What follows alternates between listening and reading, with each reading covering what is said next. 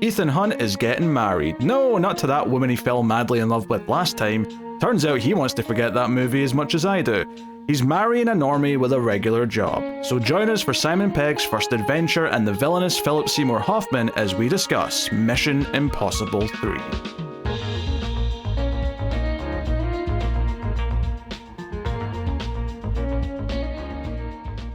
Welcome everyone to the Collector's Cut. I am Peter, and that is David.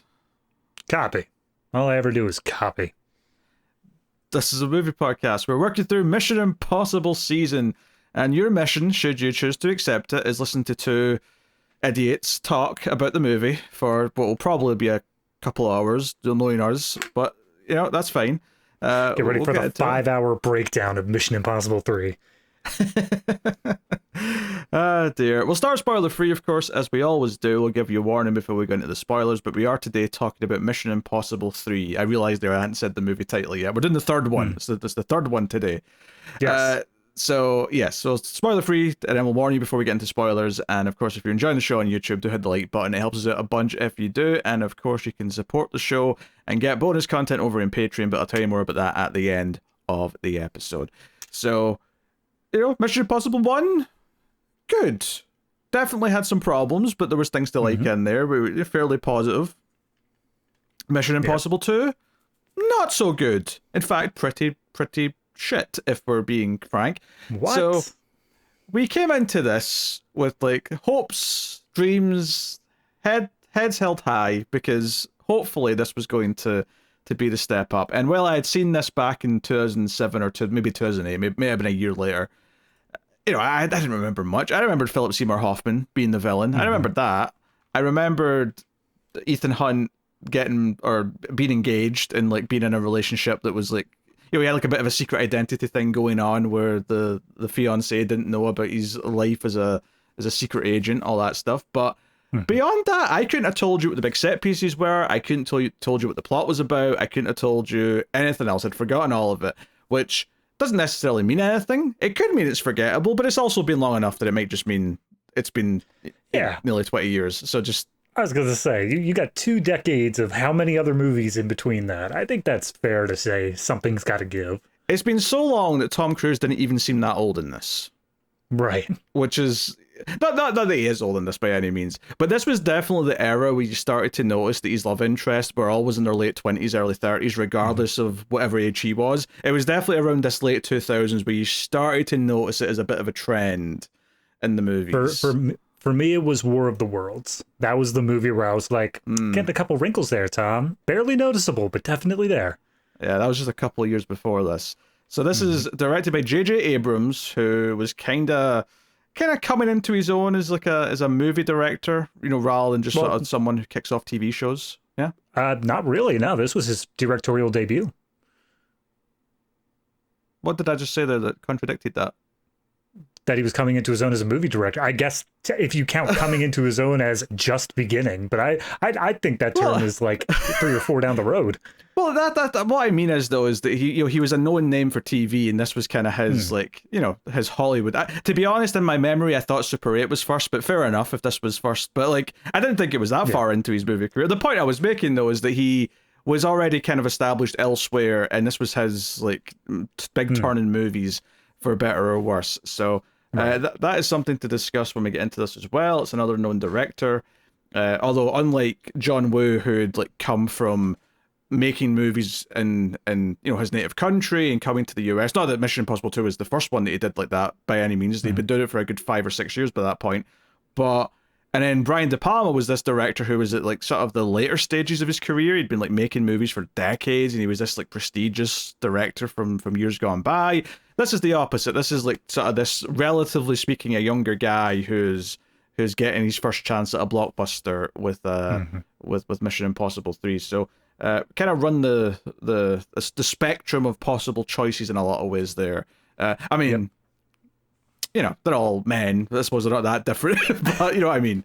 Different career stages is what I mean to say. Yeah. So you know, we'll get into everything. This is the first time watch for you, I'm presuming. Yeah. No, I. It's weird in that I don't think anything in this movie really came out to me before going into this. I mean, yes, I've said before I've watched all the big stunts, but even then the big stunt in this one wasn't that standout to me. So when it came time to like do it, I'm like, oh yeah, I kind of remember this. It's like a half memory. Whereas all the other ones, I feel like I have a much stronger visual of. That's the one where this happens. Yeah, whereas this one is, well, it hadn't really become that it's got the big stunt in it yet. That right. Really starts with 4, and this one's kind of like this transitionary movie where it's kind of inching towards that, and it's definitely inching towards a few things in the later movies, but it's still not quite completely there yet. It definitely feels like a J.J. Abrams movie in a lot of ways, which we'll get into. But yeah, there's also a lot of faces in this that I remembered some because a couple of them stick around for later movies. But there's some faces in this, like I did not remember Maggie Q or Kerry Russell being in this. That was a surprise when their names popped up at the start in the opening titles.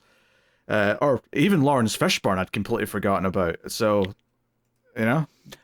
All I could think when I saw Lawrence Fishburne's name pop, because he was the Lawrence Fishburne, I'm like, he's going to be that hard ass that shows up for like 1 or 2 scenes but completely steals the show. And I'd say I'm about 75% right on that. He gets a lot more scenes than I think what you described, but he's kind of fits that role. But he definitely, he's not just a cameo. We'll say that. Right. He gets enough time to be justifiably there. And what I was not expecting, going back and watching this, was discovering this was a prequel to Breaking Bad, and Jesse, before he dropped out of school, was like the stupid little brother of the love interest in Mission Impossible 3. That was so weird to see, because they say his character's name without seeing him. I think it's like Rick or something like that. Yeah. And they say his character's name, and then the moment he comes up, he's just Jesse. He's the exact same guy. I was like 100% expecting him to like grab hold of Ethan's hand and be like, yo, Mr. Hunt, how's it going? Drop a few bitches in there just for good measure. The only real difference is that he's got this kind of douchebag longer hair that's very un-Jesse, but another, like every other way, he's playing that type of like young teenage, like, well, old teenager, but you know what I mean, like young guy kind of thing. So yeah, that was a surprise, certainly. But we'll get into other casting and whatnot in a bit. But David, what did you think of Mission Impossible 3? I mean, I don't really want to beat around the bush with it. I really liked it. I think that this is, if we're looking at the Mission Impossible franchise, the first one, like you said, good, but with its own little asterisks tacked on there of like, oh, it's not really like part of the franchise yet. It feels like its own separate thing. It's got its own stuff going on. This is the first one that I feel much in the same way of Mad Max 2 being the real first Mad Max movie. This is the first of Mission Impossible. Like, this is the vibe that I expect from a Mission Impossible film, and it's just all there. I think in terms of positives of what it gets, the team that has always kind of been left by the wayside in the previous films, it feels like they actually had a lot more to do here. They weren't as super fleshed out in terms of characters, but they were at least doing something. It felt like they were part of the mission. And then I feel like the plot struck that perfect balance of not too confusing, but still complex enough to keep us interested in the mind game aspect of it. So all in all, I was really positive on this one, and it kept my attention very well the whole way through. I've got more asterisks than you do for this, I think. Okay. All right. Fair enough. Which is not to say that I disliked it by any means. There's definitely some fun stuff in there. But I think everything in this, and all of it's better than 2, right? There's not a single element that isn't better than 2 in some degree. But I think every single element in this that's better than 2, it feels like, okay, we're getting there. We're stepping in the right direction with almost every single element, but I also felt like a lot of things were a little undercooked, right? It's kind of what you just said about the team there, right? Okay, it's definitely better than it's been. It feels like they've all got a role to play in the missions themselves, but as characters, they're pretty undercooked, right? So it'd have been nice to care a little bit more about them. I think, like, you know, the romance, well, they lean on it quite heavily. It also feels undercooked in some, or I should say the character of Julia feels a little undercooked in some ways, where she's just kind of there to serve the role she's serving as opposed to feeling like a fleshed out character. You know, things like that where, like everything kind of works better than it did last time, but there's still kind of these contrivances or just like thin writing here or there. And I expect thin writing from Arcee and Kurtzman, to be fair. But I think the big thing for me is that I was really pissing me off as I was watching this, and I like because the action, because again the action is good, but it's not as good as it's going to become. So it doesn't stand out quite as much, but there are some nice moments. The thing that stuck out to me though, that was kind of rubbing me the wrong way, is there was a moment when we were talking about Mission Impossible 2, where we said, okay, we don't really like any of this, we don't like what's happening, blah blah blah, but we were at least relieved they didn't do something. Because we thought for a minute it was going to become, oh, he's on the run as a rogue agent because he's been framed for a crime. This movie does that. And I won't spoil the other thing that it does, but it also takes something that they did in the first movie, and I really thought to myself, we're really already returning to the well. And it feels like the same couple of plot elements, and I know for a fact at least one or two of them like pop up again in future movies as well. I'm like, can we? How many movies can we go without him having to go rogue, where he's working against like the authorities? Because I'm sick of it already. I'm sick of it. Yeah. We're in the third movie, and it's happened basically 3 times at this point. I feel like that's me, because I agree with you. Well, as soon as it happened in this, I'm like, okay, yeah, I get it. That's his thing, but I'm kind of okay with it here because I've almost kind of divorced the first 2 as being the same character in some strange way. Like mentally, I've just kind of taken it as like the first 2 happened, and then we just did a J.J. Abrams reboot where it's like, all right, now we're doing this again, and it's just like Ethan Hunt, but it's a different Ethan Hunt. And we can just kind of ignore all that stuff that happened before, because the movie doesn't rely on anything that happened before. It's not like it's got any sort of rolling continuity. No. So I've kind of just taken this as its own thing. All it really has is he knows Luther. That's it. That's the extent of anything that matters from the previous 2 movies continuing forward. So there are things like that bugged me. Also, one of the things we did complain about in 2 as well is they spent a bit too long getting to the point where they kind of let the characters find out what the MacGuffin was they were even looking for. This movie literally does never actually answer what the MacGuffin is. It basically just says, this is the MacGuffin, and they even joke about the fact that we don't know what the MacGuffin is. Right. And we kind of, dangle it in front of your face, and we're just never going to answer that. Which I don't necessarily think is a problem inherently. I think on paper that works well enough. And I think if I was more invested in the characters, I would be like, yeah, fine, who cares what the MacGuffin is? But I was kind of like, I was just kind of riding that line in between that, where I wasn't really in love with the characters. I'm kind of watching, I'm enjoying the action a bit, but the plot's also kind of moving at this. Like, the best thing about this movie is Hoffman is the villain, I think. Like, he is very intimidating, he's very menacing. I will say, though, even he is a little less developed than I think I would have assumed from memory, based on what I remembered from this movie. Yeah. Because he ultimately is just menacing and intimidating, and there's not really much more to him in that when you come down to it. Oh, yeah. But, that is what it is. So I guess, Mike, back when we started doing these movies, and I said, you know what, even the good ones have kind of weak, thin plots, and you're there for these other elements. I still think that general sentiment is true for this. I still think the plot is kind of weak, and I don't think I really ever fell in love with it or got invested in it. I get what you're saying from that. I don't think it's so much the plot for me. I think that the plot itself is fine. Obviously, it is cribbing from a little bit of an earlier movie thing, but like I said, I'm okay with that in a general sense, because, it has been... What was the time between release dates on these? Well, it must have been 11 years have they been. Yeah, 11 years. I'm okay with them going back 10 years later and saying, okay, let's just take the things that worked there and run with it a bit further. I think the biggest problem that I'm agreeing with you with, though, is the character development. I think the plot on its own is fine, but you need to be more invested in these characters to really make it work.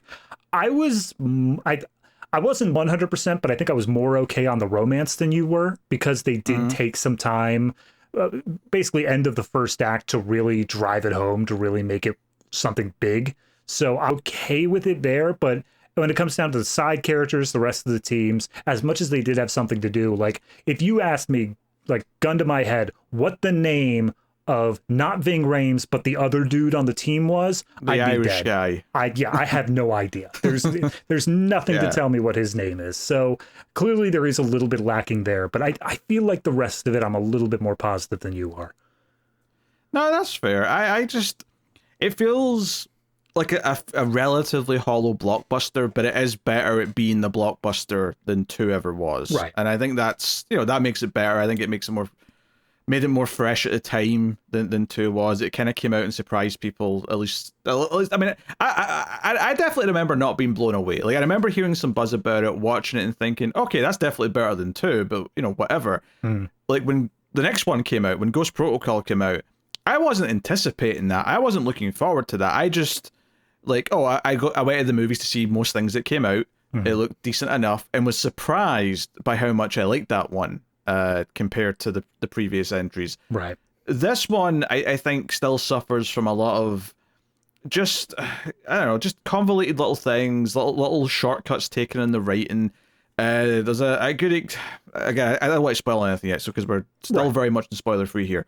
But there's an example early on where it tries to kind of define a relationship that Ethan had with a character prior to the events of the movie, and it does this with all these quick little, like, a little montage of flashbacks and a sort of sad moment, and it felt like this is horrible writing. Why are you trying to convince me of this now after the fact? Like, this is a stupid writing decision. Right. Like, make me care first. Like, it feels like there's just little, like, band-aids, to use an American word, to cover up cracks in the script to try and, like, make things work. And I can kind of feel everything's kind of stuck together with duct tape a little bit to make it all stay together. It's funny that you say the cracks in the script, because the thing that would cure a crack is plaster in America. So you could have just said the word. It would have been perfect. Very good. Very good. Yeah, no, I get what you're saying there, and I, especially that example you're using, I hard agree, because I was thinking that at the same time. I'm like, this is in the wrong spot. What it reminds me a lot of is actually the same kind of stuff that was going on in the Star Trek reboot, where there's just kind of this, it's got good action, and it does a decent job of, like, getting the plot moving and going through the motions, all that, but it does take those shortcuts. And in that, it's taking the shortcuts of, you already know these characters, so we don't have to flesh out how they're different, and unless it's like a major difference or anything like that. So I see a lot of that, and I think that's kind of maybe just I mean, obviously the writing staff has worked with JJ a lot, but that kind of seems like a thing that's just a JJ-ism, a sort of thing where he just, okay, I'm going to hit you with these beats, but you're just going to take it without me having to tell you why it's important. I mean, not that you shouldn't criticize JJ for that as well, but it is the same pair of writers who worked on the Star Trek reboot. It's Orson and Kurtzman, and they only got worse from there, right? Like, everything they've written after that just got worse. Like, Into Darkness, worse than the first Star Trek. They did the Amazing Spider-Man 2, I want to say, was them. And that was really, like, like, they like, this is like the height of their quality in a lot of, unless I'm forgetting something, and maybe I am, but I'm pretty sure this is like up there with the height of where they reached in terms of actual quality, which is saying something. I mean, I will say this: there was no magic blood. I assumed there was going to be, because they had that in multiple scripts. They had it in both Star Trek Into Darkness and Amazing Spider-Man 2. There was, like, magic blood that would cure something. Right. It was like a plot point in both movies. This didn't have that. So, hey, A+ in that respect. For other writing credits, around this same time, they had The Legend of Zorro and Transformers, along with Transformers 2. Transformers Revenge of the Fallen. Oh, boy. So, arguably one of the worst things they ever penned was the same year as this. That's kind of interesting. Yeah, awful. I was also thinking, actually, as I was watching this, that Maggie Q was in Die Hard 4 the same year as this. This is the same year. Oh, okay. Maybe Hollywood was just giving a push for her real quick, just being like, yeah, I'll see if you can strike it out as a major action star. It seemed like she was getting a lot of those, like, supporting roles at the time. She ended up being, I think, more well known for Nikita, which was a TV show she was on for like 4 or 5 years. So, So she did all right in the end, but didn't quite reach like action movie star levels. Right. Yeah. Yeah. I mean, maybe if they actually developed a character beyond like one little scene. Nah, she's the sexy femme fatale. She's able to do that and nothing else. Yeah, I think one of the other problems, and this is me more coming from someone who's seen the later movies as well, is that the team starts to feel like you more important or better when there's more recurring members. Because up until now, it's only been Luther, it's only been Ving Rhames who's been returning. Yeah. Now, I can tell you from this, Simon Pegg is going to be like, I was actually surprised how little he had in this. He's got a very minor role in this because he's like one of the team in future entries. Right. But that like, you know, coming back and like building up, and they add someone in the next one who's played by Jeremy Renner, who gets a reasonable amount of like interaction, and like, you know, there's a big talking point in that movie about how, you know, him and Ethan maybe have a bit of conflict, or don't quite see eye to eye, at least to begin with. And that's something where he's like, okay, that feels a little bit more developed than arguably the teammates we have here. And because he's been added to a couple of recurring teammates, you start to feel like, okay, this team feels more fleshed out, even if some of them it's only just because they keep coming back. So you spent enough time with them at this point. There's a little bit of camaraderie, there's a little bit of attachment to them. I mean, I'll straight up say that that's kind of my major thing why I don't give a damn about the structure or leadership of IMF, is because it keeps cycling out every movie. We never have any one. Yeah, it's if they could have any sort of recurring leadership role there, like, sure, then you lose that little bit of a thing of like, oh man, is he going to actually be able to turn on Ethan because he's been in the previous two movies and we like this character and we don't want to throw them away. But I don't know, cycling out who's in charge of IMF every single time we go around makes it just feel like, again, a completely separate continuity every time we step in, where it doesn't feel like there is any sort of consistency to this agency at all, except for the very convoluted ways in which they spread their missions to their agents. Yeah. I mean, the first movie, arguably, we didn't ever meet the leader, because we were only following like a superior rather than the leader. But yeah, in the second movie, we had Anthony Hopkins. This movie, we've got Lawrence Fishburne. I don't even know who the leader is in the next one. If there even is one. There may not be one on camera. It's me. Yeah, who knows?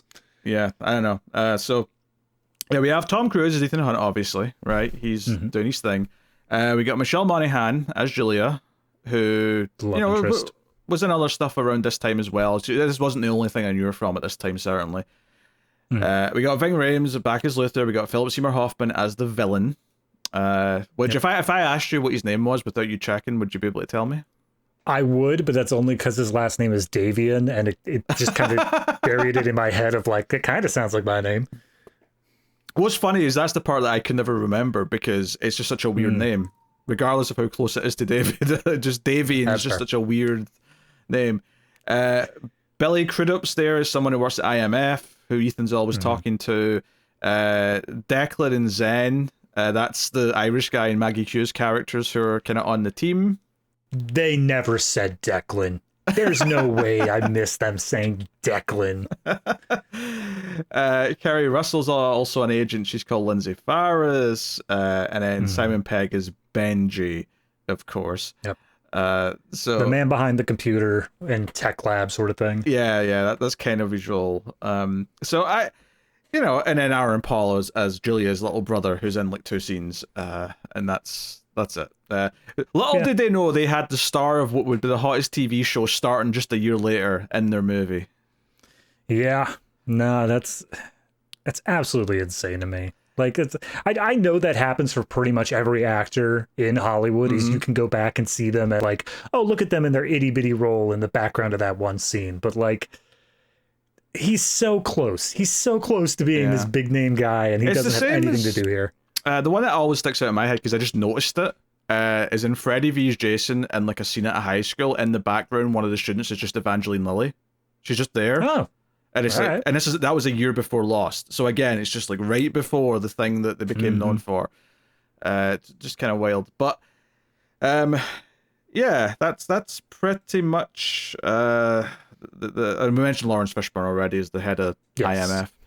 I'm looking through the uncredited roles because obviously they like to uncredit people Oh, that well, are actually someone big else names. that's important because it's a J.J. Abrams thing. So Greg Grunberg's in there, of course. All right.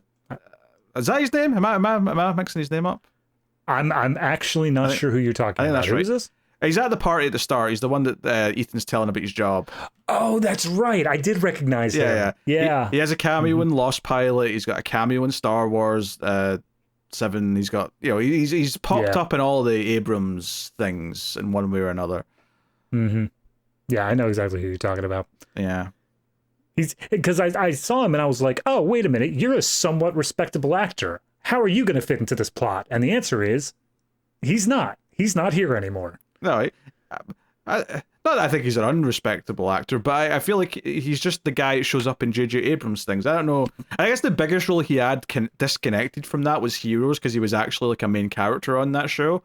But yeah, it's a little bit fresher in my head because my fiance is currently doing a watch through of House, and he was one of the big starring characters in one of the episodes that I just happened to sit down and catch. So I see. I never watched that thing. And even Kerry Russell being here is kind of because J.J. Abrams' first show that he made was Felicity, starring her. So that's why she's in this, and she's in one of the Star Wars movies. The worst of the Star Wars movies of that trilogy, but that's another discussion for another day. They couldn't have known going in, I guess. A lot of choices were made early in the progress or the process, I should say. That I think they did know going in it was going to be a mess. I guess I wonder, from when you're that low level of a role, from a casting perspective, are you allowed to read a Star Wars script before you're actually signed on? Oh, I mean, it's probably hard to, even if you can read like at least your pages of the script, it's probably hard to tell in advance, like, is the rest of it any good? Because I'm just seeing my parts in a vacuum kind of thing. But I feel like anyone high up in that production of Star Wars Episode 9 was deluding themselves into thinking it was going to be anything other than just a series of compromises that lead to a mess. Like, because that's what it is. Anyway, that'll be something we do in Ace probably sometime in about a year or two. So it's coming up. Yeah, we got Revenge of the Sith launching on Ace around this time, a couple of weeks, I think. So look forward to that. I just scrolled to the bottom of our schedule where we still have plenty of gaps, but there it is, just staring me down. Get there.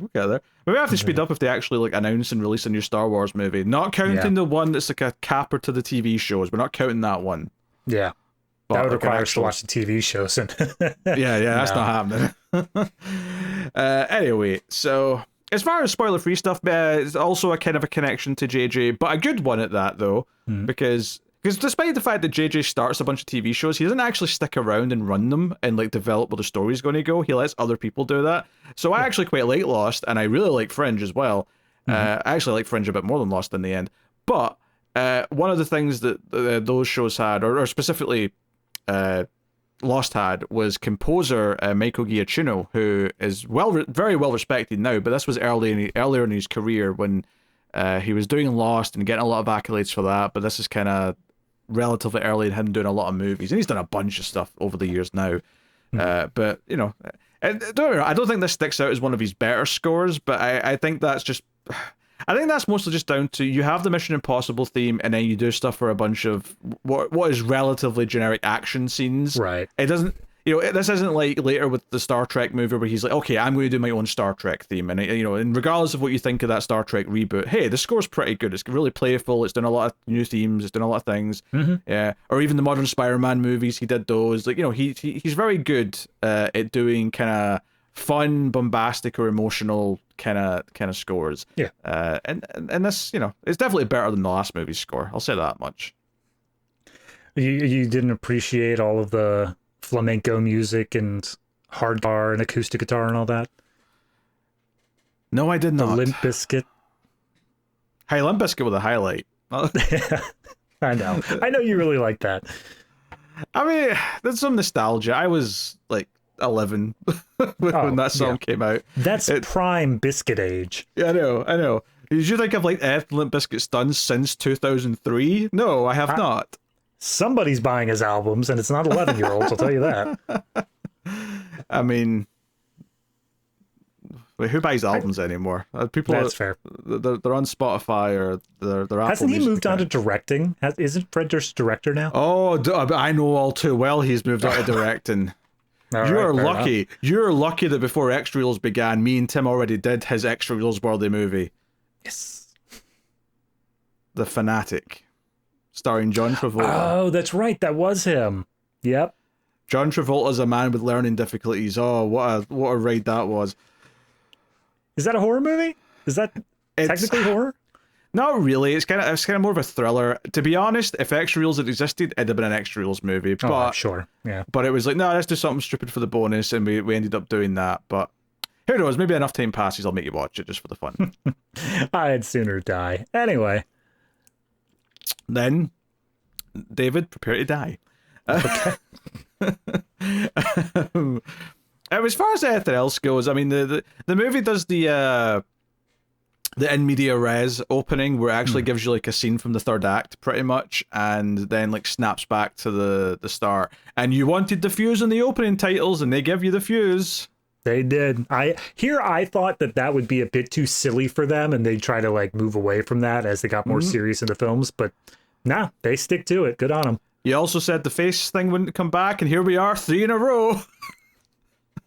Did I say the face thing wouldn't come back? And I the know I said that in the first one. Yeah. Yeah, in the first one you said you don't expect it'll be something that pops up that much in the rest of the series, and here we are, but in every one so far.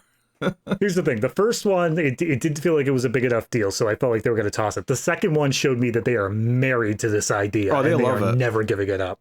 But they do something that interesting. Well, it's not even the mechanical thing, but they're at a point in 2007 where they can like show you the process of it being made and it being put on, and it's actually kind of creepy but convincing. And it kind of, I was like, you know what? They pulled that off. They showed me something new with it, so that was Yeah. nice.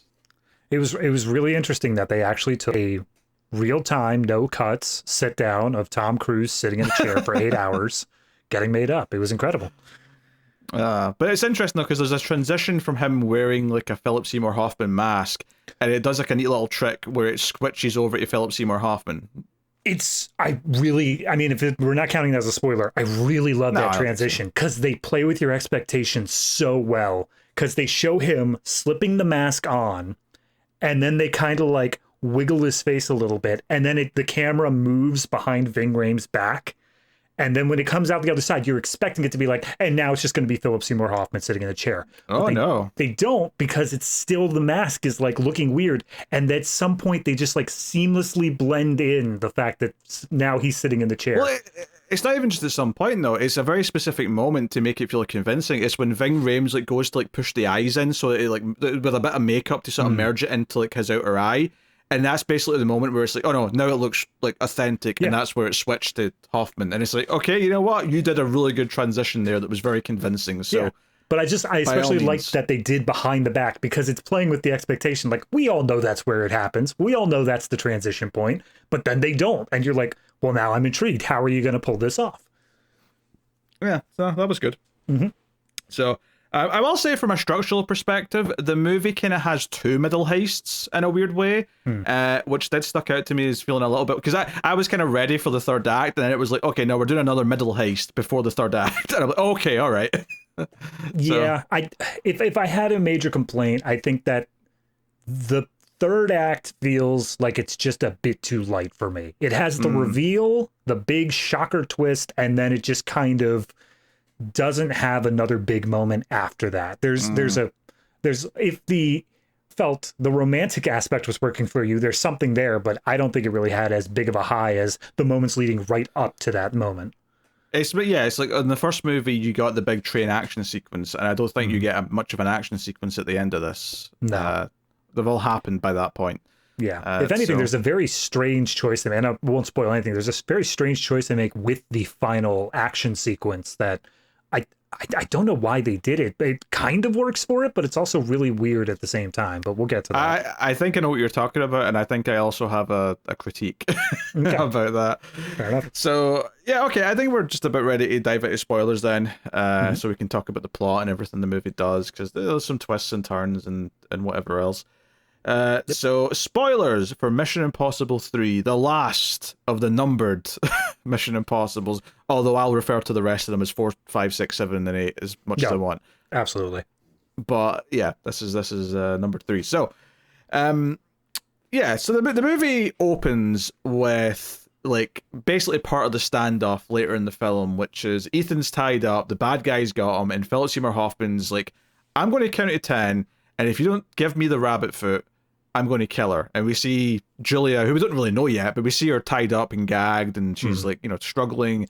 Ethan's like begging and saying, no, like I thought I gave it to you. I thought I and we don't know if he's bluffing or not. Like we have no context yet as to whether or not he's telling the truth or if he's trying to like do his job, and he tries to ask this or that. And basically the whole gist of the scene is that no matter what he says, how convincing he is or how much he begs, Philip Seymour Hoffman just keeps counting, like very slowly. Like, it just comes in with another number. I think the one that he really emphasizes was like 7, like he really says it like a couple of times. 7 is after he shoots Julian like the knee or something like that. Right, he shoots her in the leg and just being like, you think I'm kidding? You think I won't do this? 7. Yeah. And then so like it all builds up, and when he gets to 10, by that point it feels quite tense, mainly just the performances of both Tom Cruise and Hoffman. They make it work because we have no context for this, so it's all on their performances. But there is a good bit of tension that when he says 10 and you hear a gunshot and then it's the fuse, dun, dun, dun, dun, and it's like, okay, all right, fair enough, you give me a hook. I really like this hook because it does so much for the audience all at once. And I think that's kind of why I was willing to forgive it so much, is in where it's lacking later on, is because in this opening scene, not only do you have how terrifying and menacing of a villain Philip Seymour Hoffman is, because we know where it eventually escalates to, you get this feeling of how much Tom Cruise is willing to sacrifice for this Jules character, because he straight up says like, I'll do anything, just let her go, please. Like, he's already on the back foot here. And as much as it is just a MacGuffin throughout this entire thing, all he does is keep repeating, where's the rabbit's foot? That's the MacGuffin that he's looking for. It's called the rabbit's foot. And I think it does, without saying anything about what the rabbit's foot actually is, because the rest of it doesn't either, it gets the audience interested in saying, okay, once we hear about that, that's going to be our main thing. We don't even need to know what it is. It's just the rabbit's foot is the key to everything that's going to happen. So we pay attention to it. I think this opening hook does everything it needs to inform the audience of later on plot without him actually having to do any of the later on plot stuff, which obviously is a downside in its own right. Yeah, I'm kind of 50-50 on it. I think the cut to the opening titles is really well done. I think that the actors both do a really good job. And it does at least right away say, hey, we've got a good villain this time. It was a big deal after the last movie that had a shite villain that we hated the entire time. This was like, hey, this villain's got bite, he's got menace, we should actually fear him. I think the downside to it is that much later in the film, when things have played out to a certain point, and there's a very specific moment where he starts like saying, hey, because you've done this to me, do you know what I'm going to do next? If you get away for a girlfriend, I'm going to go find her, right? I'm going to go do things.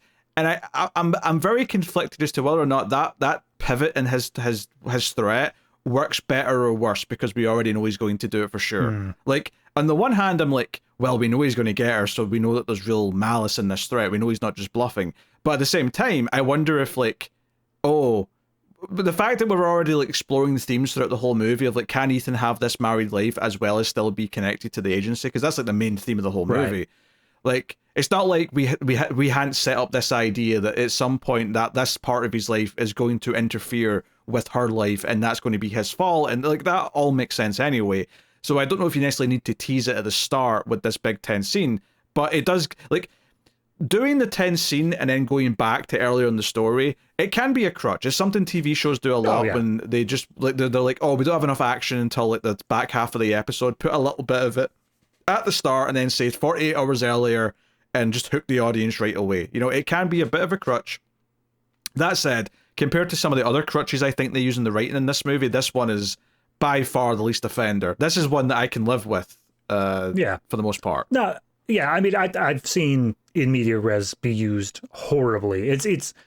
I think my least favorite use of it is when it's used the same way as like a comic book cliffhanger, where they play it up as like, oh God, here it is, this big moment, everything's gonna be awful. But then when you get to that point in the movie, it turns out to be actually nothing. Like it was all just like a misunderstanding. So that's used a lot in TV that I've seen. But I think this one was functional because it's not just using it for the sake of let's have action right off the bat, because it only takes a good like 15 minutes to get into the first very action-packed scene. It's not like we're waiting for the entire first act to wrap up to get there. It moves very briskly. And even before that, you get like the spy stuff leading up to it, where he gets the mission and all that. So I don't think it's a matter trying to use that just to keep the audience entertained. I think it is functional more so than anything else, and I think it succeeds at what it sets out to do. Yeah, no, I mean, I think it mostly works, and it's not like I think the scene is the scene is really good at what it's doing, so I can't really fault it in that respect. I just can't help but wonder, like, would it be better if I didn't know for sure that that's what the villain was going to do? Would it be more of like a gut punch when he starts making those threats? But then again, that said though, the only reason why we take him as a serious threat is because this opening scene showed us how scary he can be, because nothing else in the movie up until that point where he makes those threats shows us that he is a scary individual, right? He's presented as this target that they're going to try and kidnap or whatever, but they never say, hey, here's like a clip of him like torturing someone, or we never see him with someone else that he does kill or something like that.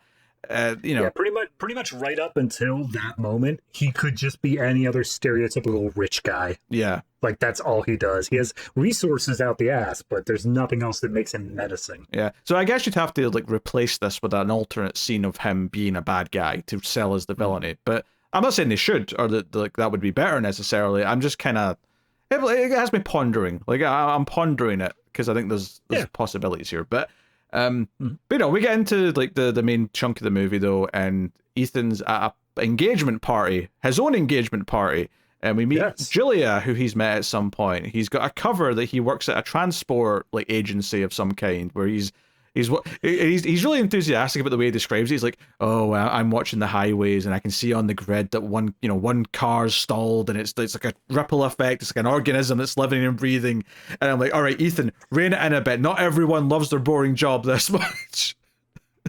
But I mean, that's when she's talking to that one guy that you were bringing up before, the JJ regular. And that guy's like dozing off. He like fakes like sleeping, but the other girls are like, I'd marry that man. That's like the greatest man I could possibly imagine. Yeah. Oh yeah, but it's not because of his job. Let's be real. No.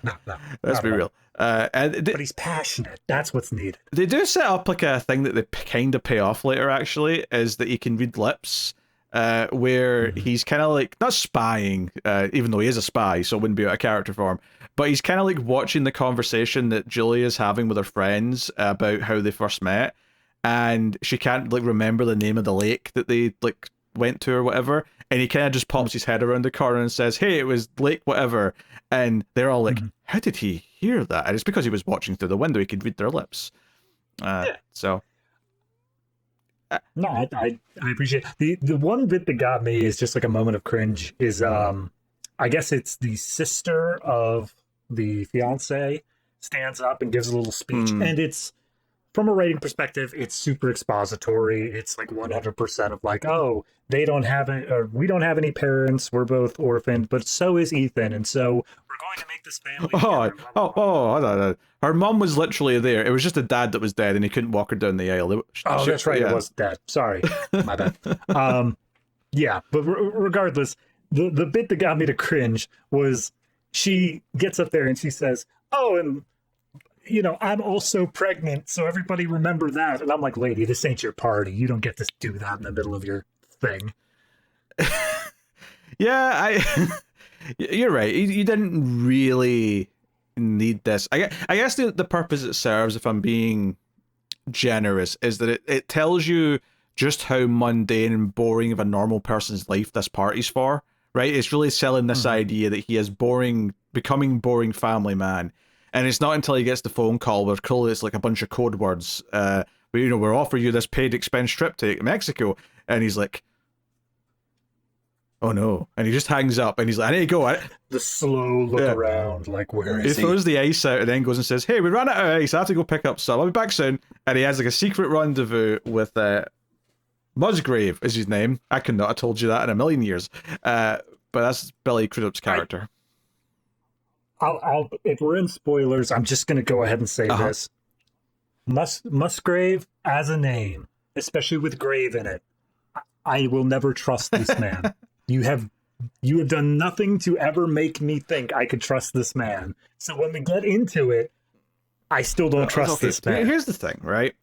I think Billy Crudup is kind of a problem in and of himself, because I cannot just help but look at his face and go, you're a villain, because he just has that type of face. Right. But he does. So, yeah. Right, obviously, I dare say they do it better than the first movie did it, but yet again, who's the villain? Is it Ethan's direct superior, or is it the one in charge of the whole thing? Is it the leader of the IMF?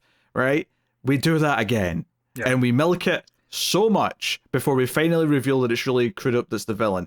And that was the thing, that when I realized we were doing that again, I was like, we're doing that? Like, that was only 2 movies ago. Like, what the hell? Yeah. No, I get it. I will say, as I was not believing that Billy Crudup was ever going to be someone I could trust, the nail in the coffin for me is almost the exact halfway point in this movie. We find out a secret message that was trying to be relayed to Ethan, and we'll get to it in a minute, is someone in the office, someone in the director's office is making deals with Philip Seymour Hoffman, but it's worded exactly like that. It's not the director is making deals. It's someone in his office. Yeah, and the moment that you pick up on that wording, it's like, so it's not him. Yeah, it clearly isn't him. Someone using his phone, and they lay it on so thick with these long shots of Lawrence Fishburne looking kind of like sus after a phone call. I'm like, okay, movie, you're really trying to convince me, and I get it. But even before we got to the twist, it's actually the other guy, I was annoyed that even anyone was going to turn out to be a villain. It would actually be way more refreshing if everyone was just on the same page and just like no one was a bad guy. That would actually, like, can we go through one IMF like office without someone being a double agent? It would just be really nice and refreshing to do that. Yeah, see, that's the thing with the IMF, is you train all these secret agents in double crossing and whatnot, and then whoops, wouldn't you know it, they use it on you. And technically 2 didn't do that, but the villain in 2 was an IMF agent who went bad, so like the entire villain was based around that premise. I don't know, I feel like we're milking a very shallow udder here, is what I was saying. Yes. No, that's kind of what I was getting at before, where clearly we had this problem of IMF agents not being good.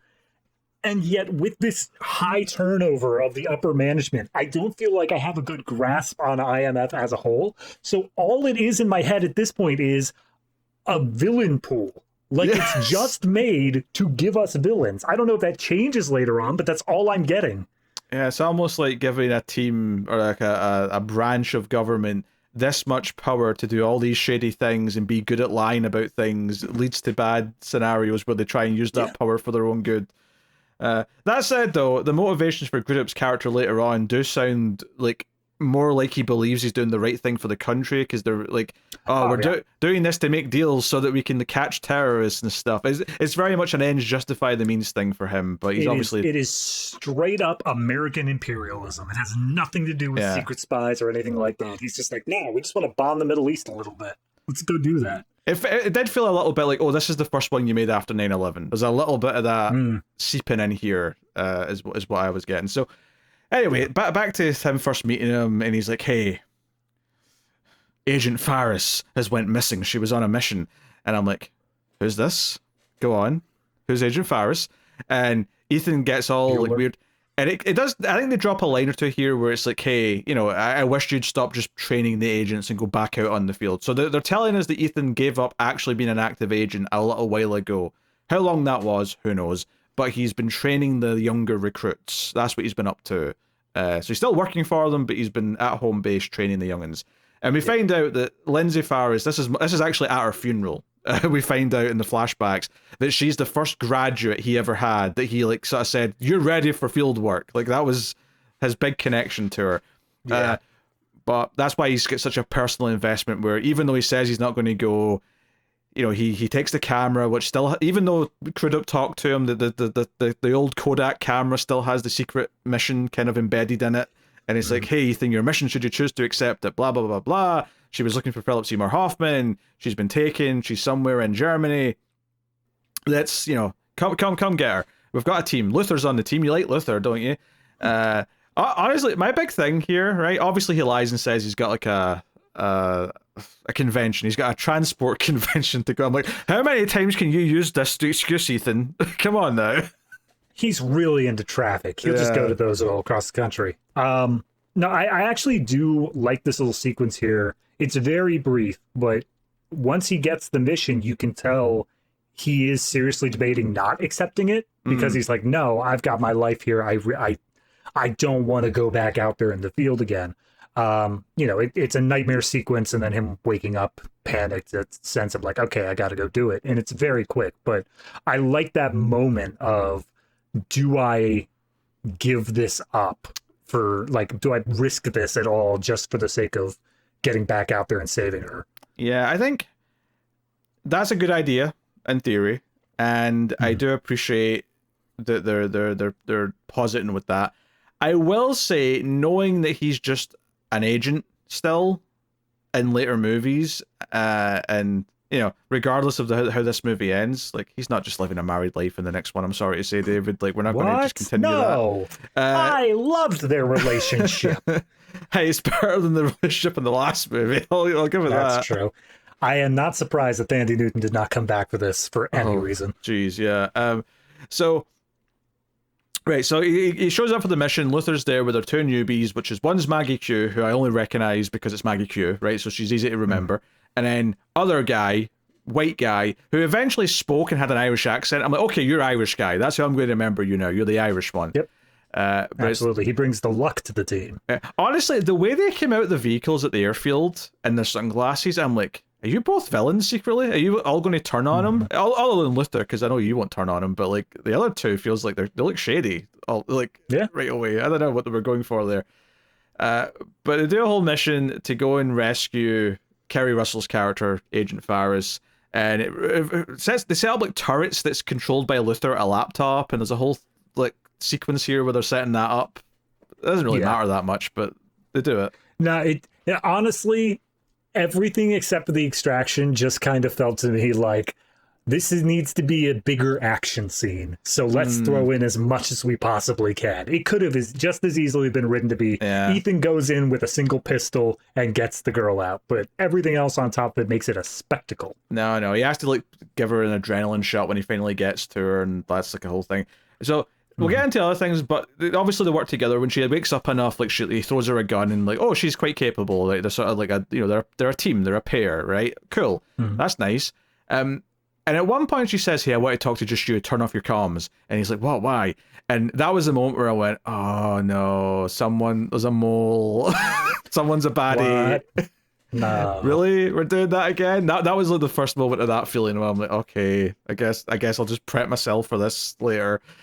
But the whole big thing we get to, other than their big daring escape where there's a helicopter chasing them, in fact, the whole big action set piece there, before we get to her stuff, is Irish guy Declan is flying the chopper, and he flies it through the blades of a windmill so that the villain chopper crashes into it and gets sliced. Well, not sliced, but kind of like heavily like slapped down by the blade of the windmill. Yeah, sure. Fine.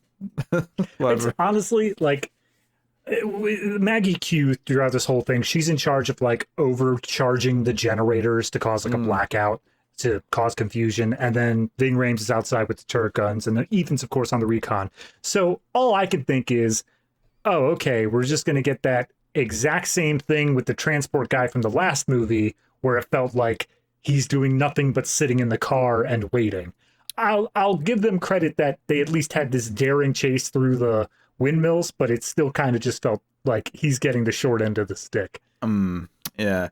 The bigger thing here, though, is that Kerry Russell starts having like really, really bad headaches. Like she starts like really feeling a lot of pain, and they quickly, either she tells them or they look at scans or whatever. They do they scan her brain and find like a tiny little capsule inside. Yeah, it's a Suicide Squad detonation device that they've put up her nose into her brain. And they specifically show on the scan like nitroglycerin and magnesium, and I'm like, oh my god, this thing's going to be big enough to take down the whole helicopter. And then when we finally get it, I'm like, oh, never mind. I did like the effect on her face, though. It was kind of like her eyes just sort of like jolted to the side as she died. I thought that was quite a good moment. But oh yeah, no, they had a horrific cut to her face where like one eye was like filling with blood and just dead ahead, and the other one was off to the side. I'm like, yeah, she's super dead. Her brain is cooked.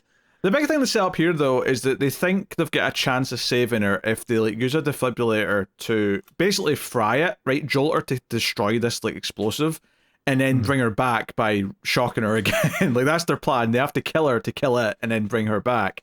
And you know, the defibrillator's charging, and they just don't get to it in time. We get our tragic, you know, she dies moment before it was time. But this is going to be very, very relevant when someone else gets one of these things shoved up their nose later. So keep it in mind. Yes, I will also point out that it was almost a blink and you miss it line, but they also set up that explosive in that in media res scene at the beginning. They turn to Tom Cruise and say, "We put one in your head. Feel familiar?" And I'm like, "Oh, familiar. We're going to get that later on." And then it shows why he would be familiar with it here. So yeah, it once again gives you a little bit so that they don't have to explain it later. Yeah, so it's like, okay, everyone's sad, there's a funeral scene, and this is the part I was complaining about earlier, where as Tom Cruise looks at the funeral and he looks at the casket, we get all these like flashbacks to him training with her, and they're like, train her to use a gun, how to sword fight, and you know, it's almost to the point where it's actually, see when she dies, there's a moment where he holds her in his arms, and I thought, wait, are they saying there was a romance? Because I didn't really get that before that point, but it almost felt like, are they hinting at a romantic relationship? To the point where Luther, when they're on the next mission, like 20 minutes later, is like, hey, Ethan, did you and her ever, you know, and he's like, she was like my little sister, Luther. He's like, and you never had sex with your little sister? And I'm like, do you know what? Like, this is such a weird conversation, but I actually can't blame Luther for asking, because the way he was holding her when she died did feel very like, oh no, I've lost a loved one kind of thing. Yeah, it strikes me as the sort of thing that was put in, like, they wrote the scene and they said, how do we differentiate this as not romantic and as more of like a bond of being trained together and whatnot? And I feel like this line just kind of came out of that, because nothing else in the movie honestly has anything to do with her. Like, it's very tangentially related. It's just to get them on the trail of the guy who caused her death. It's not like her dying is the motivation to do all this. It's more of, oh, now that he's on the map, we're just going to continue to chase him. I mean, I think it's like a motivation personally for Ethan. Like, I think he's determined to stay on and be a part of it all because he cared about her. But like, that's the best. Yeah, I think that's the reason why he goes out and does the mission, all in all. But I don't think that there's no point in this movie where he like turns to him and says like, "This is for Lindsay. This is for Ferris. Like what you did to her." Oh, sure. If anything, the point where he gets angry again is once Philip Seymour Hoffman's threatening his wife. That's the point where it feels like, oh, now he's made it personal, and from then on out, it's all about protecting the wife.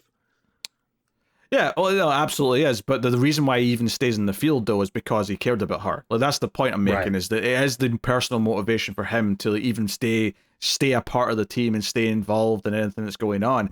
Almost to the point where it doesn't even feel like there's much of a decision that's made. He just kind of is there, and it almost felt weird when people. I was like, yeah, aren't you supposed to be retired? Shouldn't this feel like a bigger? Shouldn't you be having like a John Wick style? Yeah, I'm thinking I'm back kind of moment somewhere around here. He goes down to the basement and starts breaking open the cement. And Jules is like, "What are you doing? Why do we have a complete armory in our basement? I don't understand. We just bought this house 2 months ago. How did you do this?" I mean, it's fine. It's whatever. It does kind of feel like Kerry Russell's character is very like important in the first act, and then other than the fact that she passes on that one bit of intel via like a secret little micro video chip thing that she puts in a postcard before her death. You want to talk about the magic blood? That's the magic tech. That's the thing where it's like they look at it. I don't even know what changed, but they look at the microdot and they say it's a microdot, but it has nothing on it. So what are we supposed to do with it? And then somehow, I don't think anything has changed, but halfway through the movie, they're like, oh, you know how we said there was nothing on it? Turns out there's a whole video file that we just overlooked somehow. Here you go. Yeah, Simon Pegg got to the bottom of it. He was able to figure it out. Whatever. Actually, it wasn't him. I think Luther went to someone he knew. It was someone off book. Yeah, that's so the other thing. Simon Pegg, obviously, he's working with the IMF, so like that's only when they're able to go through the actual channels of the organization that they can use him, more or less. But it did kind of feel like his role was kind of infringing on what Ving Rhames is built for. Like they both are double serving the same purpose there. Yeah, so he's sad about her. They've got a plan because of the intel they got from like the mission, right? They got some intel that basically from one of the hard drives, Benji pulls some data, and it basically says that this bad guy who they never know where he is, you know, Lawrence Fishburne's whole thing early on, he grills them out because all you did with this operation when we're supposed to leave our agents for dead is remind this bad guy that he's very good at getting away with this. You know, you've kind of like sullied our reputation here almost. So that's a whole big thing. But because they could have found the location, they know he's going to be in Paris. No, it's not Paris, the Vatican.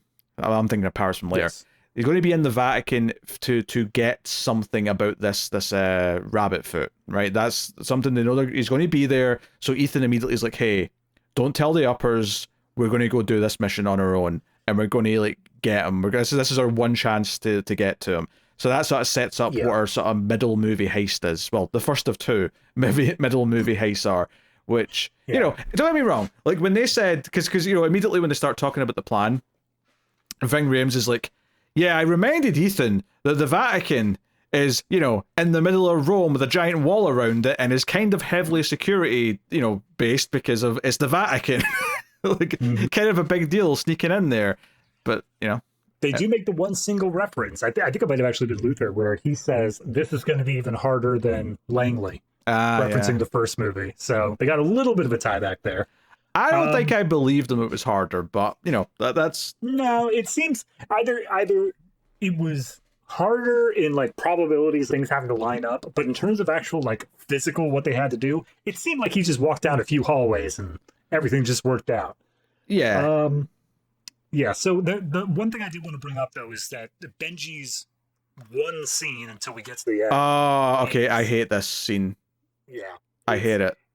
So the rabbit's foot is a MacGuffin. It can do anything. It is anything it needs to be. But I think this scene was written in because they got a studio note saying, okay, but what does it do?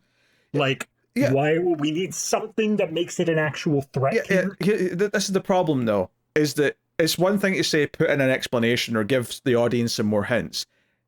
You have to do it in a way it doesn't just feel like the character just pulls something out of his ass. Because Simon Pegg, just like, because they say, oh, what's this rabbit foot if you get no idea? And Simon Pegg just turns and goes, you know, when I was studying at Oxford, I had a professor who believed this. And he just starts talking about this magic tech, this doomsday tech, that one day there'll be some sort of nanotech that destroys the world. And this came to mind because whenever he sees, like, you know, shady black market, like terrorists doing stuff like this for these levels of money that they're all doing it for, he just assumes it's the doomsday tech. And I'm like, you have no reason to have jumped to that conclusion. And I mean, later on, we see a Biohazard logo on the canister, so we assume it's some kind of virus, which also feels like a rehash of the last movie, because that was all about a contagion of some kind.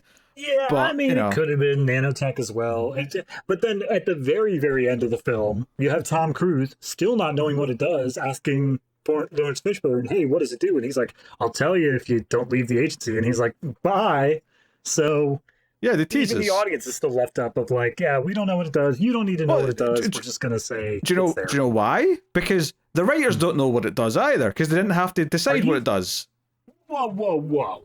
Are you telling me JJ came in, set down a mystery box, and then walked out? That doesn't sound like him. I mean, yes, that's exactly what I'm saying. Yes. Fair enough. Also, when you started that of they talked to Benji and Simon Pegg goes, when I was in college, all I could hear was Michael Caine just going, when I was in Burma, and just going off on one of his little Batman things. Yeah, but at least that was prompted by what was said to him. Yeah, no, it was. I'm just realizing how much more I would have accepted Michael Caine in that role giving exposition than Simon Pegg. It feels like literally they have a code word for something that he's buying, probably something bad, but they have nothing to go on, and he just leaps to technology that will cause the end of the world. Like that, like he doesn't think, oh, bioweapon or just a regular weapon, some kind of bomb of some kind, or or blackmail. anything. No, he jumps to science fiction. Like he just jumps to the most extreme end. It's really, really weird, and it really felt like, oh, they're doing this because they want the audience to think it's that bad. But really, we know Benji has no reason to think this other than just it's what his brain went to. It's so unmotivated that it annoyed me. It really annoyed me as a writing bit. Honestly, I was kind of waiting for them to find the white or the rabbit's foot, and it be like a flash drive, or it be like anything except for exactly what Benji described as like one of those other little twists. What, you mean a flash drive with the knock list on it? Yep, that's exactly. You know what? If we're gonna do the first movie over again, let's just do the first movie over again. Let's not bore anybody with it. Oh dear, Take the helicopter chase from the first one and put it at the beginning. Oh yeah, to let you know it's only going bigger from here. Okay.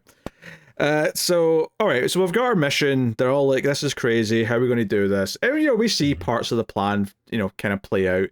I mean, they don't really set up a lot of the plan, and I know there's kind of there's a really delicate balance of like how much do we tell the audience in advance to set up how hard it is, and how much do we let the audience not see until it happens for excitement reasons.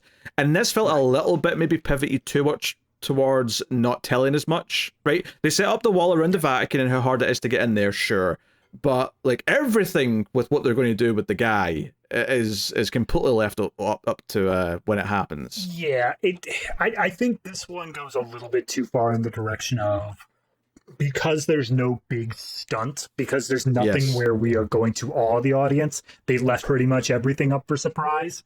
They just kind of walk you through of, here's what the end goal is, and here's how we're going to start it. And then they just filled in the gaps as it was playing out. So the audience is left up to surprise as anybody else. Yeah.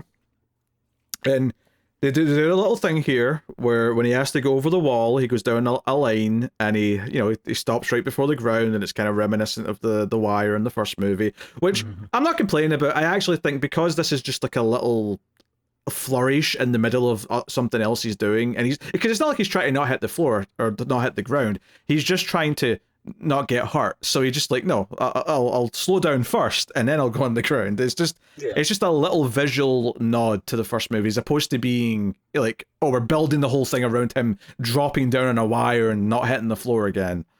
Yeah, it's also right where, because they're in the middle of the heist, like they've got the score going on. Yes. And the moment that he dangles in that spot, that's where they start that dun dun dun dun. Yeah, like, they know what they're doing. Yeah, they know what they're doing with doing that. So yeah, they all have a part to play. Maggie Q comes in as like a fancy, supermodel looking person with a like a car that's like ridiculously expensive. Yeah. The Irish guy serves many roles. The Irish guy is angry motorist whose vehicles broke down to start with, and then he gets into the Vatican as a tourist, and then he turns into one of the guards to let Maggie Q get in and convince the other guard that she's supposed to be there. He is a man of very many roles in this mission. If they set him up at the beginning of this as like the face guy, the one who can take on all these roles, I'd be more interested in him. But he was pitched to me as transportation. So seeing him here, I'm like, all right, I'm still not attached to your character, though, because I don't know who the hell you are. Do you know what I think they should have told us before they did the mission, actually? Because one of the things I like about it the most, actually, is the fact that, okay, we want to do... We have to swap out so the bad guys don't know that we've kidnapped him, right? And we'll convince them he's dead. Now, you don't have to tell us they're going to fake his death. That you can leave that to be the big shock explosion at the end. That's fine. But one of my favorite things about this is that they have to kind of work to get the data to make the face and the voice. And I think I really like that element of it. Of like Maggie Q's main mission is to just get photos of him from different angles so they can feed it into the computer so that their scanner technology can build the face. And I thought, do you know what? Tell me that in advance. Tell me that, okay, we have to let them think I'm him. It's like, okay, but we don't have enough data to make his face. How do we do that? Like, at least sort of pause that so that when we start like having her just try to get photos of him, like, okay, this is like a really cool little thing they have to do. It's like, okay, we're still using that fancy technology that doesn't exist yet where you can make realistic faces as a disguise, but you're giving me like this idea of like, no, but you still have to feed it like material, like almost like AI. You have to feed it the base material for it to become the thing in the end product. And I kind of appreciated those elements of it, and even just the idea of that when Ethan like breaks out of the bathroom and like pins him down, he's like, hey, say this paragraph, read this. And it's obviously this idea of like, we have to build your voice so that I can get the fake voice from the little, pad thing on his neck. Yeah, no, I think this is possibly the most creative thing in this movie is all of this tech that up to this point has just been magic. Is they come in and they say, all right, obviously it's still complete made up, whatever, but we're going to walk through a realistic-ish process of how would we do this, and they step you through it and they make it entertaining the whole way through at the same time. Yeah, so plausible suspension of disbelief, and it's very easy to understand. You need to obviously know what the guy looks like to make his face.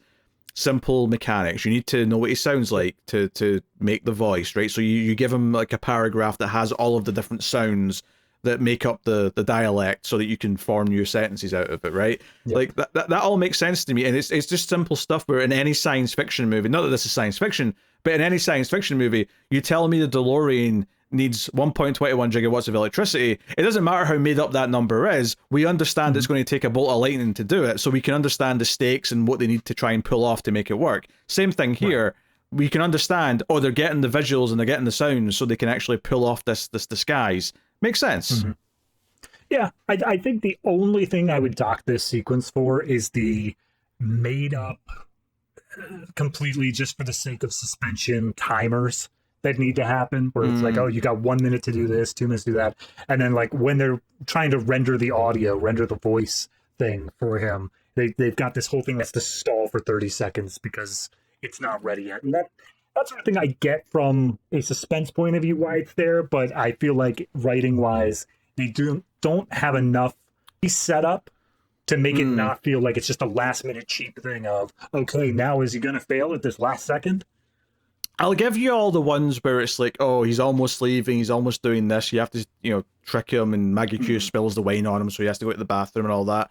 I'll give you all those, because those feel fairly rushed. I do like the voice thing, though. The idea that, like, the guard comes to speak to him, the bodyguard, and the voice thing takes another 30 seconds to, like, finish doing it so that he can actually speak. So he's like, oh, I'll just cough a bit, and I'll try and not make it feel weird that I'm not saying anything. Like, I like that as a concept enough that I'm kind of into that. And it feels like a kind of a natural thing of, like, okay, how does he milk this for 30 seconds without saying anything, Right. Yeah. Fair enough. So, no, yeah. But anyway, there's a lot of fun stuff to like in here, and this definitely felt like the big middle of the movie heist, which is why the movie felt a bit weirdly paced to me, because once they're done with all this, right, and they've got him, they've kidnapped him, they've made it look like he exploded in a car, right, where they've snuck him, not them, like Tom Cruise in disguise and Maggie Q have snuck into the sewer below, and they blow up the car, it's a whole thing. Can I just say, I love Tom Cruise as Philip Seymour Hoffman, like doing all the jumping around and like having the charisma and all that. It's like, I just don't see Philip Seymour Hoffman in those roles. So to see him doing all that, I'm like, that's just weird, but I like it. It's interesting from an acting perspective that he gets to do both the menacing villain, but he also has to play the hero for a couple of scenes because he's, playing him in disguise as himself. So you sure John Woo didn't direct this one? Some faces were off, one might say. But when they get back, right, then they're driving on a bridge. Well, actually, before we get to that, they're on the plane for a bit. This is where Philip Seymour Hoffman starts threatening and saying, hey, because you've did this, have you got a wife or a girlfriend? Because I'm going to go find her, and she's going to scream your name as I hurt you in front of her, and then I'm going to kill you, and then kill her. Yeah. And, this is what pisses him off, and he sort of, like, doesn't dangle him out the plane so much, but he opens the trap door so that he's kind of, like, feeling the air in his face and all that. And after watching the entire Airport franchise, I was thinking, I guess they're low enough altitude that this isn't seriously a problem, that he's just opened the door, but, whatever. It looked like a military, like, cargo plane, and those things are made to open up in the air, so no problems. Much like that earlier scene at the party where I had an issue with the sisters like jumping in on the speech. This is another moment where I'm like, God damn it, you just had to. And that's Ving Rhames, as Ethan is dangling him out of the plane, just completely gives up the ghost and says, Ethan, don't, Ethan, please, no. And of course, Philip Seymour Hoffman hears that the guy's name is Ethan, which then ruins everything else for him down the road. Yeah, also, if he just killed him here, not that I'm saying Ethan was definitely going to kill him, But let's say he like, oh, oops, the strap broke and Seymour Hoffman fell to his death. That like that'd be like, oh hey, at least his wife's not going to be in danger. Yeah. No, Anyway. honestly, I would have been fine with a lot of things here, but the fact that Ving Rhames says Ethan over and over again, thus cluing him into the identity, and then simultaneously he gets free, I'm like, nah, this was preventable. You guys messed this one up. Yeah. Admittedly, it doesn't actually matter that he said his name, because obviously the person in the IMF who's working with Hoffman would have been able to tell him who this was. Oh, yeah. So it didn't actually affect anything. But you're right, he's stupid for saying it out loud. Like, there's no denying that. Right. Actually, to go back a little bit, we didn't talk about Ethan's big goodbye. Yeah. Because he has to go, before the mission, he goes to the hospital where Julia works. And he comes up and says, hey, I need to speak to you. And he go up to the roof and he's like, I need to go away in business again for 2 days. And she didn't even like act weird or think anything was off about the first trip. But she's like, wait, you have to go away in business again for 2 days, like right away after you just got back. You work at the transport hub. This is also after he came home with a 1,000-yard stare after Lindsay died. Yes. So obviously she knows something's up. And she sort of rolled with that, even though she could tell something was bothering him. I kind of like parts of this scene. I like that she says, what are you not telling me? Like, you're not letting me in on something here. What's going on? And I do appreciate, this is a nice, relatively subtle choice where they don't have him like even say it out loud. He just kind of like refuses to lie. Right? He basically, he goes out of his way to not actually say something that's a lie. He just kind of says, I need to ask you to trust me, which is basically admitting there's something I'm not telling you. Yeah. Right? I'm admitting that without saying it, but you have to trust me. And then she kind of gets upset and says, wait, is this relationship real? And he's like, oh, yes, it is. And then they go get married. They go get the pastor who's hanging about in the hospital to marry them right there on the spot. And we get like a whole little stupid marriage scene. But go on. That's a stupid marriage scene, but yeah. What I really appreciate this scene from her writing perspective, because maybe it's just because all that was flashing in my head is the goddamn CW Arrowverse, where the moment that a character lies, it's the worst possible thing that anyone could ever do. And so that's fair. For her to say this and just be like, look, what's going on? You could talk to me. And he's like, I really can't. I need you to trust me. And she's like, was all this real? And he's like, yes, absolutely. She accepts it. She takes it. And she's like, okay, I trust you. We have a relationship that's built on some level of trust here. And she's willing to take that as the grounds. And the marriage scene is not him just like saying, oh, hey, will this make you trust me? It's him saying, this is how much I love you. And they end up getting married before the date that they were planning on. And obviously there is I guess you call it the pinnacle of their romance here, as they have sex in a broom closet. But I forgot. Yeah, I forgot about that little post-marriage scene where they go out of the closet. Yeah, they're kissing. And I think he just starts throwing down random bandages or hospital pads onto the floor to make a soft surface. Yep. And I'm like, sick people are going to need those, Ethan. Yeah, they're the sick people. But no, I appreciate at least the first half of that scene. I don't think I needed the wedding. That's whatever. But I do appreciate the first half of the scene for the way it writes her character. The wedding half of it felt a little bit like we're going too far and we're being a bit cheesy.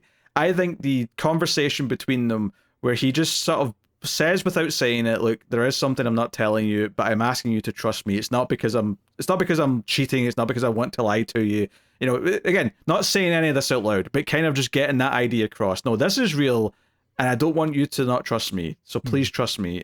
And she kind of says, yes, I'm in this.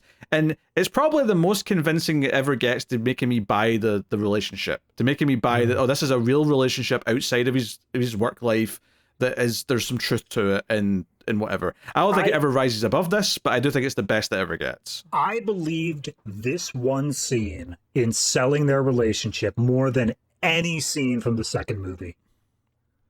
Oh yeah, without a doubt. That's not even in question.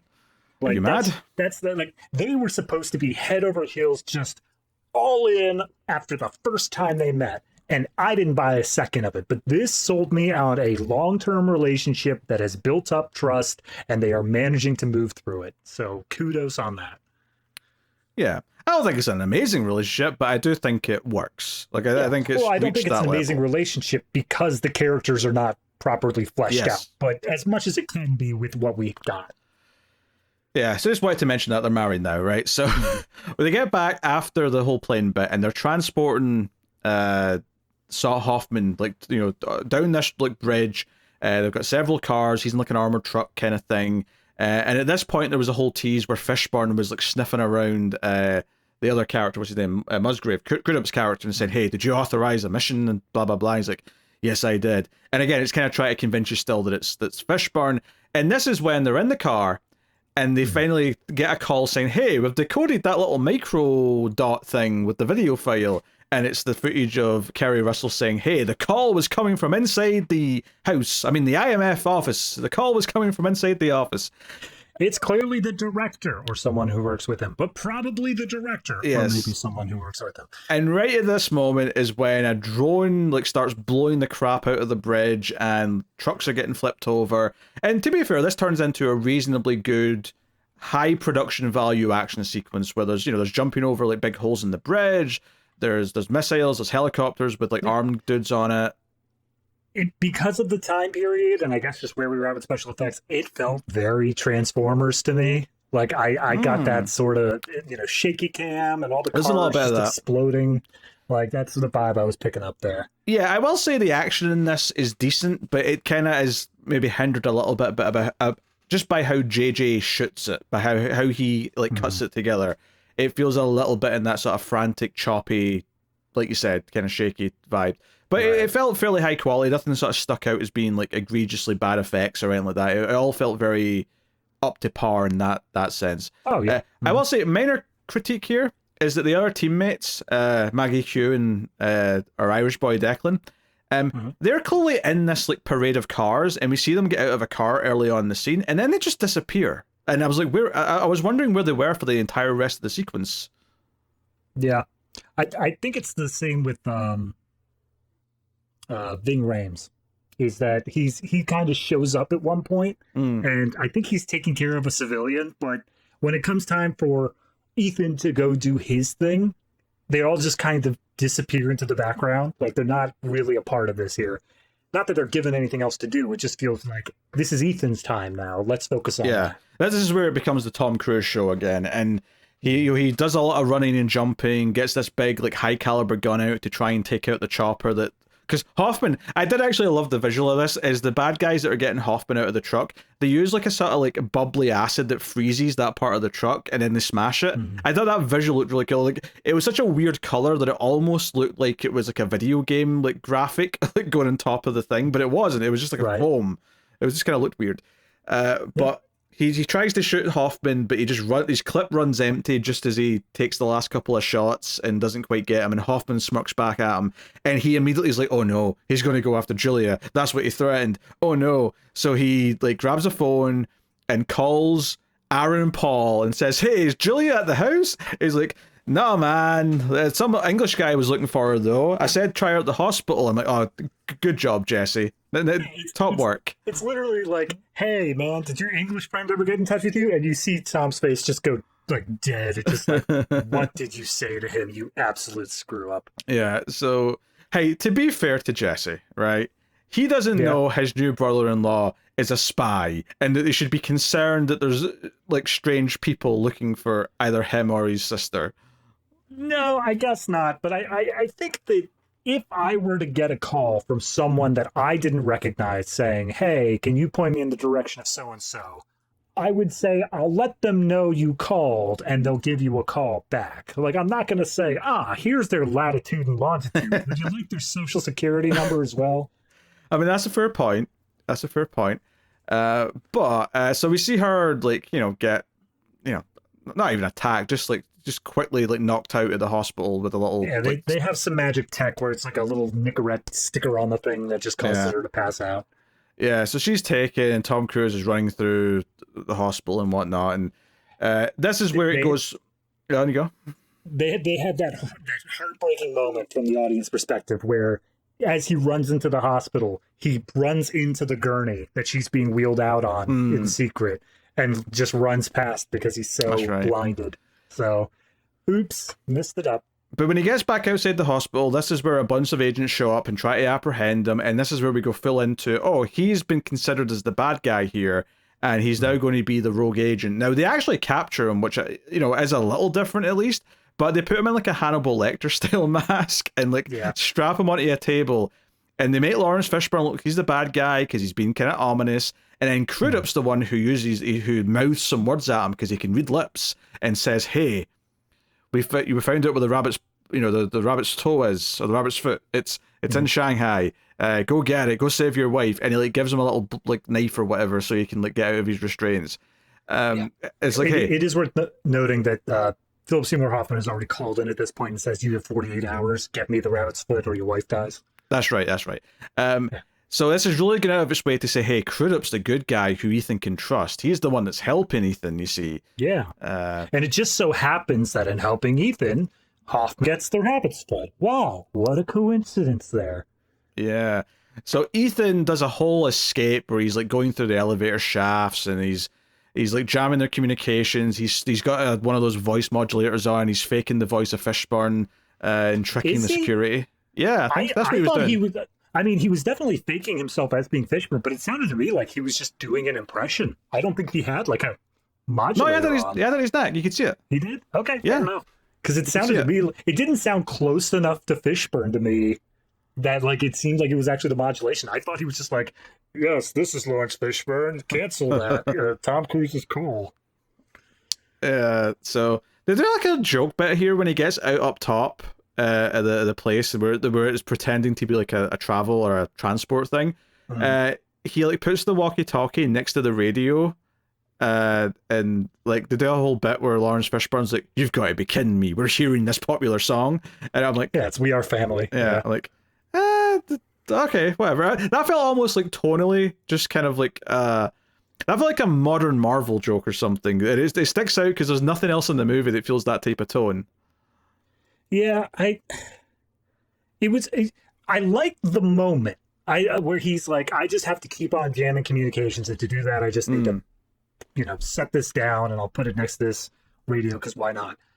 What was weird to me is that as he ran out of the building, the music stops being diegetic and starts just being the soundtrack as he's running in the street. It's only for 5-10 seconds, but that's what made it feel weird to me, is oh no, we're just going to keep running with this upbeat song? That's strange. It just feels out of tone. And I agree, it's when it starts being diegetic where it really feels like, oh, this is out of a different movie almost, this little moment. Right. Very odd.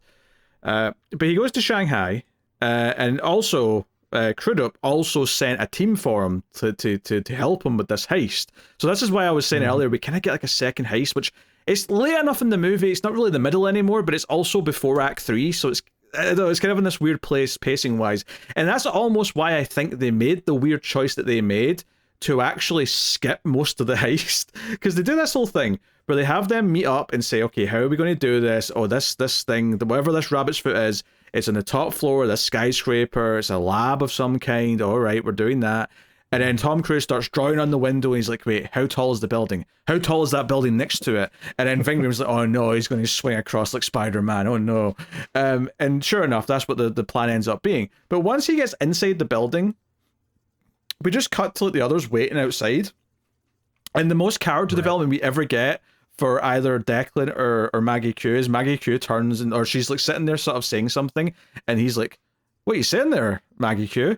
And she's like, oh, I used to have a cat that would always be away from home, so I'd always pray for it to come back. And he's like, teach me it. So it's like, oh, they're going to pray to get... Okay, this is a weird character. Yeah. And then all of a sudden, Ethan starts screaming over the comms, I've got it! And he jumps out of a window, and I'm like, oh, so we just kept the entire actual heist part of it from the audience. Yeah. I mean, in fairness, it feels like it literally only took 2 minutes. It doesn't feel like there was a lot going on that we needed to see there. So, in one aspect, that's not the focus of the action. The action is the chase scene afterwards. But it does feel weird that we're not getting to see it. It feels like something was missing in a way. I would argue the big thing is the set piece before it. The swing across is what they emphasize and set up, so that's to me is what the focus is. But it really felt like a compromise to me of like, okay, we need to have this scene, we have to have him go get this thing, but we've already kind of done our big middle of the movie bit. That was the Vatican stuff, and we also did the big bridge stuff, and that bridge stuff felt like, oh, we're getting into Act 3, but we weren't really. I mean, if anything, this movie has 5 acts, which is why it feels like weirdly paced. So it's like, okay, we're not going to see it. We're just going to like, and I think this is the sort of thing where if this franchise, even up until this point, which I know it's not felt like a cohesive franchise yet, this franchise is almost the one consistent thing, other than the fact that they keep reusing the whole double crossing like agent thing. The thing that the franchise is focused on up until this point is having that middle heist thing and like, oh, how difficult it is to pull off the mission. We show the mission because that's the entire appeal of Mission Impossible. The mission is impossible, so here's what you watch them do it. It almost does feel like a bit of a cop-out in this particular franchise to just not show like, you know, a couple of minutes of tension as he's sneaking past guards or whatever he's doing to grab the thing and run. And I'm not against in theory of doing this, because once you've established they're very good at doing this sort of thing, you don't necessarily have to show it every single time. But I think this is maybe another symptom of these other characters not being developed enough, is that when it cut to like Maggie Q and the other guy in the van, and we just have like they have a conversation on their own without the presence of Tom Cruise, I'm like, wait a minute, you two have never had your own scene together like this, where it's not, you know, it's not them at least on walkie-talkies with the other more important characters. So like, if I cared about the rest of the team and we could like do the whole thing where we're worried about Ethan because we're not seeing what he's doing and it's all from the perspective of the others, I think that would actually maybe work if we cared so much about the other characters that their concern for Ethan could carry the scene. Instead, though, it's almost like it's playing for like a comedy beat of like him being like, okay, I've got it, you know, my parachute's like, I'm not high enough, but whatever. But you know, because there's a whole bit where he goes into a window but the parachute's already open, and he sort of looks at this janitor, and then the wind blows him back out because the parachute's still dangling outside the window. And that's like, you know, another bit of the set piece, and then eventually there's a bit of a chase on the ground in the vehicles. Yeah, security from the building is chasing him down and all that. And then I agree. I think that the fact that we focus on the side characters here kind of just feels like too little, too late. It feels like if you had given any sort of development before this point, I would have been fine to have spent time with them. But doing it here feels just kind of weird that we're only focusing on them now rather than at any point prior to this. Yeah, I mean, I think the biggest moment they get as a team is kind of when they've showed up to... when they've showed up to help, even though they were kind of given that order, but it kind of feels like, hey, they were given this order because they knew that this team would like want to help Ethan.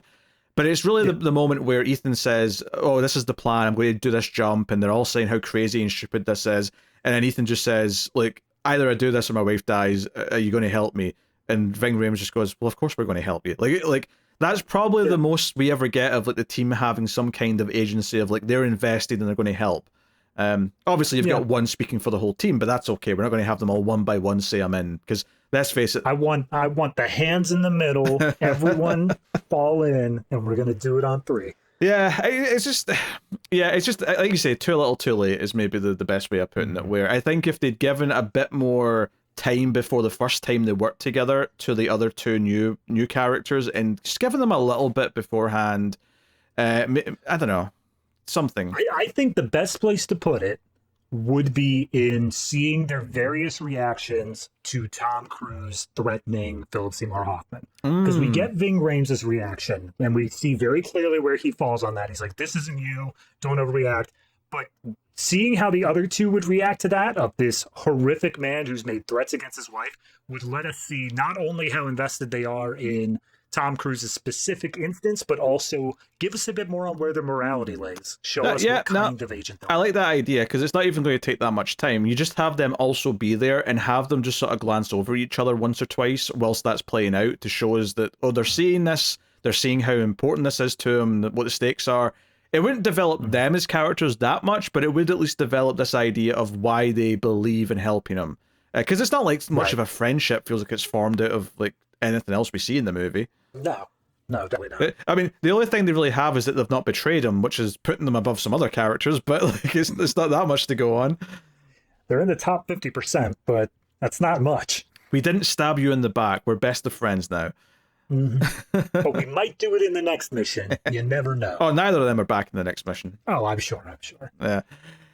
So yeah, okay. So all right, Shanghai. We kind of talk through like we skip over the actual heist part and we have the chase. Blah blah blah. That's whatever. And he calls. I guess real quick. How did you feel about the big stunt? How did you feel about the jumping off the building and doing that? It's kind of what I said about a lot of this movie early on. It feels like it's getting closer to what I think of as the Mission Impossible set piece stunt, but it still felt a little. Don't get me wrong. It looked much better than the 1 and 2. Because effects are just better and whatnot. But there was still a bit of like, hey, let's cut up to a close-up with a green screen behind them kind of thing. There was still a little bit of a generic movie style to it. Yeah, they had a moment where they showed him running along the roof and then like doing the leap. And he was maybe in there for like half a second. And then they cut over to Ving Rhames, like working on the rope. And I was like, nah, if you wanted to make this the big jump, you needed to stick on him. You needed to stay specifically on him the whole time. But it does feel like it's inching towards, what I think of with the franchise. But yeah, it's, it does say something, though, that I didn't like. None of the set pieces from this are 2. And this is a much better movie than 2, don't get me wrong. But neither of them have sequences that I remember in any way, until I watched them again, obviously. Whereas with 1, I remembered the main scene that everyone remembers. And I remember the big set piece from 4. And I think I do from 5. I certainly remember 6 and 7. So, Maybe that's kind of what this was the first movie did well, and then everyone afterwards was kind of just guessing what was it that struck a chord. And the second movie's like, oh, it was the over-top action and spy stuff. And then everyone's like, nah, that wasn't it.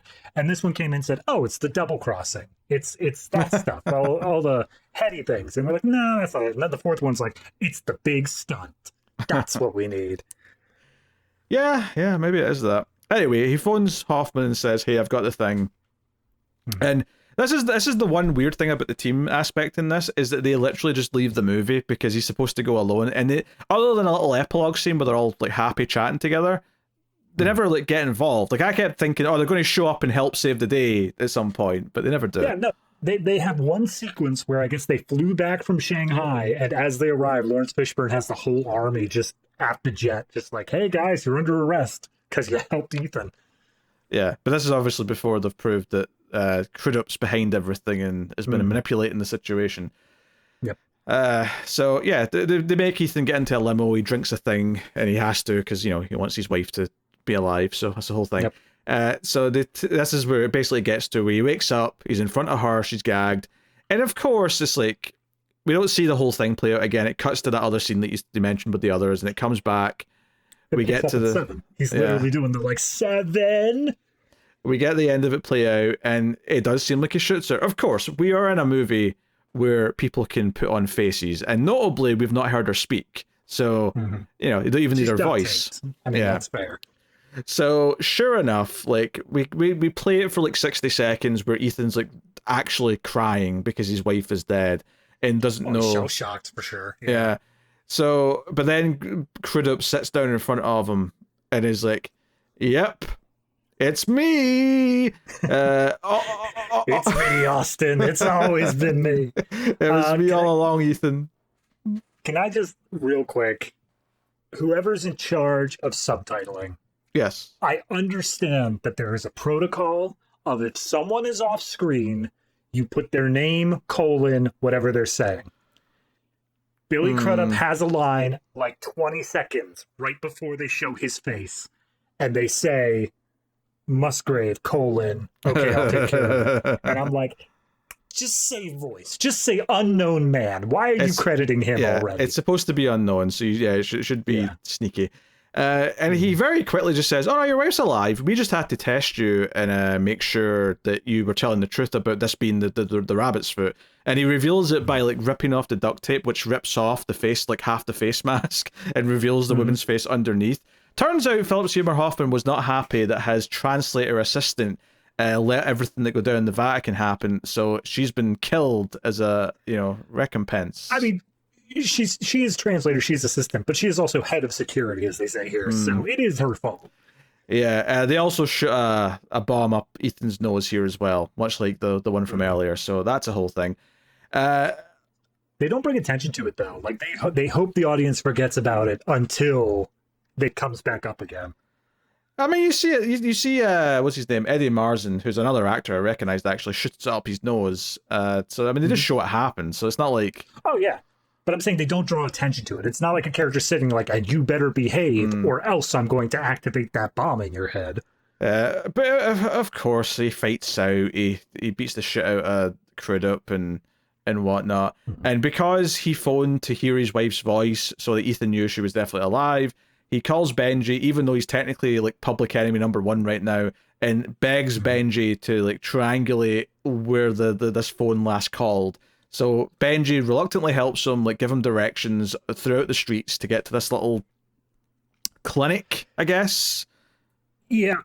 So theoretically, this is an action scene, or at least a tense scene. It kind of is. I got nothing from this. This entire sequence just kind of felt to me like, hey, we have Simon Pegg here, and he's kind of taken off a little bit, so let's use him. Yeah, kind of that. I also felt like, you could have just had her be in a different room in the same building, but they wanted to do this whole thing where he's like running down all these narrow streets and alleyways and like, almost getting hit by a car and whatever else. Do you know what this reminds me of? And I doubt this is the case, but way back when we did on the bonus show, The Legend of Chun-Li. Oh yeah, okay, go on. And we said that movie was just financed by the tourism board to show off as many places around that city as humanly possible. This is kind of what struck me, where they're just like, okay, you can use our town, but like, try to actually show some of our town, show a little bit of what's going on, and then go back into the building. Yeah, but he finds her, he beats up some guards, but as he gets to her, he starts to feel a lot of pain, so he frees her, but he's like, oh god, I've got like a bomb thing.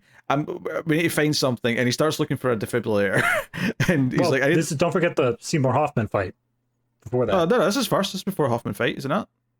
No. So the Hoffman fight, the moment that he walks in, or the moment his head starts hurting. Oh, yeah, because she's still Hoffman tied up, sorry. Just like, yeah. Hey, man, I'm going to do what I said before, and I'm going to kill you in front of her, but also I'm going to do the reverse as well, because screw you. Yeah, that's right. He comes in when she's still tied up and tries and beats him up, but he like finds enough strength to fight back. And it's kind of, and this is where I realized, Hoffman's character's not actually that deep, really. Like, we had the menacing scene, which we got at the start, which obviously happened late in the story, but ultimately all he really is a bad guy who does arms deals and whatever else, and we get the whole heist in the middle to like snatch him. That pisses him off, so he wants revenge on Ethan, and that's just what this ending is, and Ethan is just fighting for his life. There's no more depth to him in that. Now, he's really good at playing the role, so it works well enough as it is, but it did occur to me, I'm like, yeah, there's not actually a whole lot of depth to this character. He's very one note in a lot of ways. Yeah, that's kind of where I do and I don't want this at the same time, and I'm sure something will come up later in this franchise that does this, but I kind of want it to be something from Ethan's past, like that we saw. I want it to be like, hey, remember how much chaos you caused in Prague? I was somehow involved in that and you ruined my life, just to make it so there is more of a connection between these people. Well, I don't know if I can promise you that. I can definitely promise you at least one movie is going to be like something from his past that we didn't know about from before the first movie is going to play a role. See, but I don't want before the first movie. I want it to be something that we saw what happened and it directly relates. Because before the first movie is just backdating it. Yes, we're going to backdate something in one of them. I'm sorry to say. All right. So brace yourself for that. Anyway, so yeah, the fight is kind of whatever. Ethan is able to fight back. They burst out onto the street, and the scene ends with basically, at the end of Speed, the way that Keanu sort of sticks Dennis Hopper's head up and it hits something when they're on top of the train. It's basically that, but on the road, and a car just like seemingly decapitates Hoffman's character. Yep. We know he's dead because we see his shoes fly off. You don't die with your shoes on. Yeah, I think the ending of this is a little underwhelming, but at the same time, they kind of had to wrap it up quick because technically only got like 3 minutes to live, so they have to just kind of quickly do it. Mm-hmm. Even the ending bit of this, I can tell where I'm supposed to have an emotional reaction, like based off of the musical score that's playing, the visual language that they're using. I understand what is supposed to be happening. I just don't feel engaged enough to feel it. Yeah. And so I'm stuck with the last big moment being the jump off the building, and everything after that feels lesser than. I think, if nothing else, I feel like he should have had to have killed him with his bare hands in front of her so that she sees Ethan kill someone. Now, obviously he's a bad guy, so she's not going to think, oh, my husband's a monster, because clearly this is a bad dude. But I think just seeing him have to kill someone would have meant something, especially since when he's like technically dead for a minute and a few seconds, she's going to have to, like, for the first time in her life, shoot some people. And I feel like that might have had a bit more weight if she'd just seen him do it, and maybe we saw her react in horror of like, wait, you just killed a guy. That's kind of a big deal. You know? Yeah, I'm also going to point out how weird it is from this perspective, where as they're walking through room to room looking for that defibrillator, like you said, he shows her how to use a pistol. Yes. And he's like, here's what you do, here's the button you press and all that. And she's like, how do you know all this? Well, what's going on? Why are you here? What's happening? And I'm like, from the timeline of the movie, you've been here for 48 hours. Then you spoke to your husband on the phone, and he said some cryptic phrase and then hung up. I feel like any reasonable person would put together, okay, my husband's clearly in deep with something. And the fact that he knows how to work a gun would be the least of my worries at that point. Yeah. I think they made it a bit too much for her to withstand. Like, I like the idea of her having to survive on her own for a minute. But my two critiques of that is, one, I feel like because she's only been defined by her relationship to Ethan up until this point, it doesn't feel like she's developed enough for me to be really rooting for her to survive on her own. And two, I think they maybe like gave her too many people coming after her that she wins against, because it's like, oh, she takes out like 3 people coming after her, and like, you know, and I get that they wanted to work in that she has to reload the gun halfway through, but I think just Crudup like coming in and her having to like make the choice to shoot him would have been enough on its own, I think, to work. Yeah. I don't think there's any version of this final her using the gun scene that works for me without setting up earlier on why that's a problem for her. I needed a scene earlier on that says she's a pacifist, like she hates guns, just anything to tell me why this is a problem. I don't think that was what it was going for, though, necessarily. I think it was more just that she doesn't have the skills. But that's kind of why. Yeah. But that's kind of why I felt like, oh, maybe they shouldn't have had her like take out 3 people. Like, she's kind of like, it's not that she knows what she's doing. She kind of lucks into it a little bit, and I like the idea of the scary part of this being, oh, the badass who's the action hero is down, and she has to like sort of survive on her own for a little pocket of time with what little she's. Right. But I feel like she almost had to have maybe like get a better lesson maybe a bit earlier. I guess what I'm saying here is that this movie's a weaker version than True Lies. That's what it is. True Lies is a better version of Mission Impossible 3. Fair enough.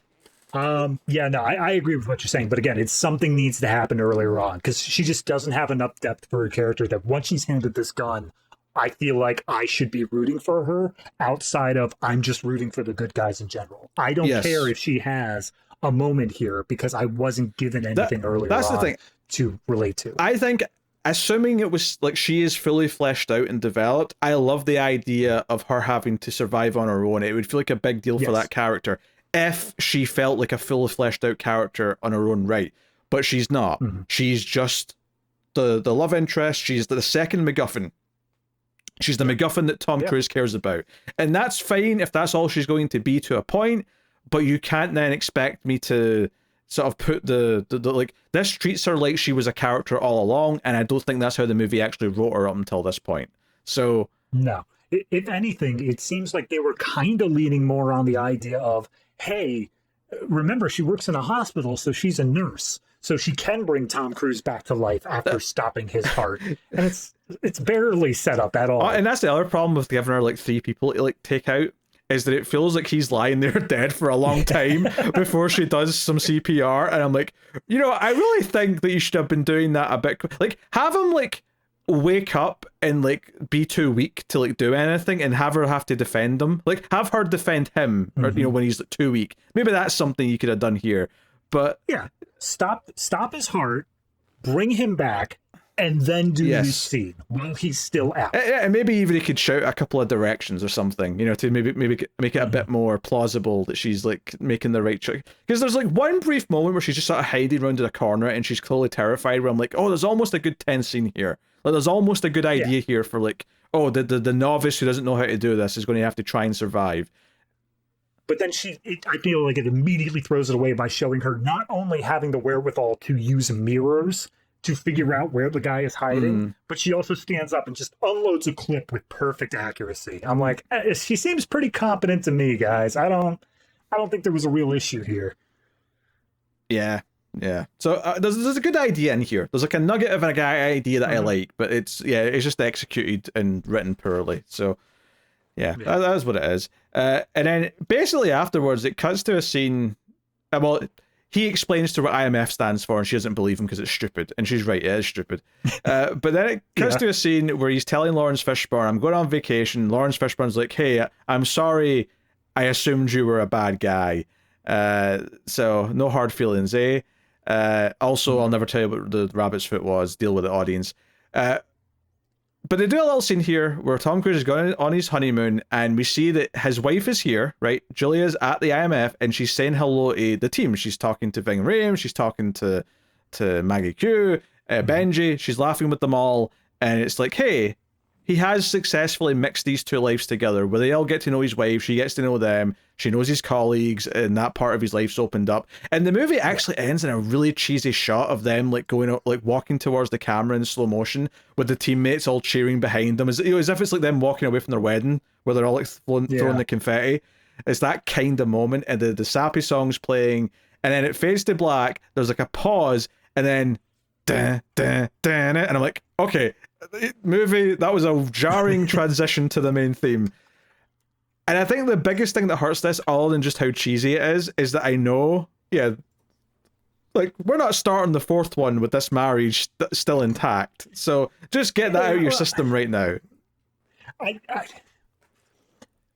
get, scheduling conflicts, stuff like that, and whatever they want to do in the backstory to explain the difference of continuity there.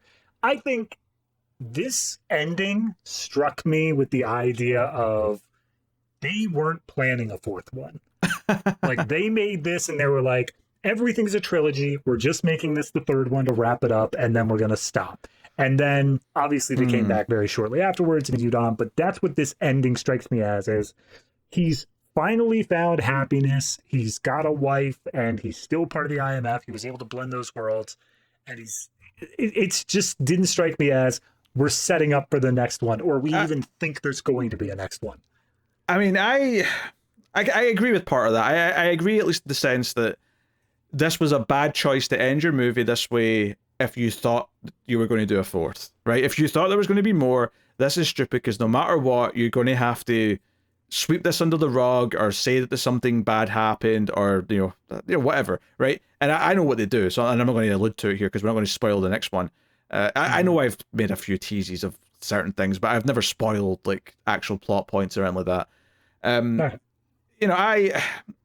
I think it is overly sentimental. It feels like kind of just like a weird tone. This movie, for the most part, has an okay tone. I like when it feels tense. I think it has a menacing villain. And when it has the tone in the right place, it's good. But there's occasionally moments where it will do like a weird joke that doesn't quite land, or this ending where it's just overly sappy and like emotional for a movie that I don't think earned this level of emotion.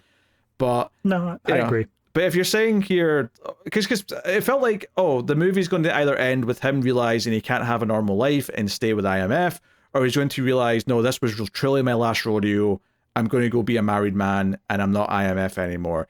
And that's probably the better of the two options, just because at least with a fourth one, if you're going to continue that thread, it's like, okay, what pulls him back into the game? Maybe it's something bad, maybe it's something really cliched, but what pulls him back in, right? Probably the death of his dog, if we're being honest. But what they've done here, though, where it's kind of like, he's probably still coming back and he's still going to be a happily married man, kind of just, I don't know, it sets them up for something that, I don't know, yeah, we'll see when we get Honestly, to the fourth one. what it reminds me of more than anything else is the opening to Austin Powers 2.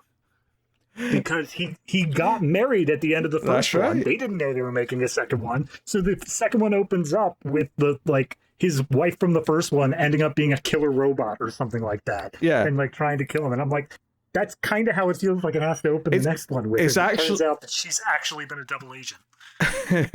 They don't do that. I'm happy to say. I'll say that much.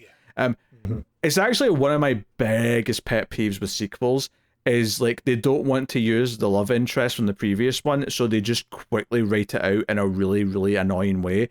Actually, one of my least favorites of that is Kick-Ass 2, where it just does something that makes the character look a complete and utter like stupid bitch, just for the justification of we don't want to have her like continue as the love interest. And it's a shame because it's like, hey, the first movie actually did a good job of making me like this relationship, and you just threw it away like it was nothing purely because you wanted to do something else in the sequel. I have never seen the movie. I never intend on seeing the movie, but I know that Bill Blart Mall Cop 2. I did not expect to go to Paul Blart Mall Cop, but go on. Yeah. He gets a romantic interest at the end of the movie, and they basically open up the second movie by saying, and we got married and everything was great for about 12 days, and then she wanted a divorce because of uncontrollable vomiting. And I'm like, all right, well, if that's the way you want to play that, sure, why not?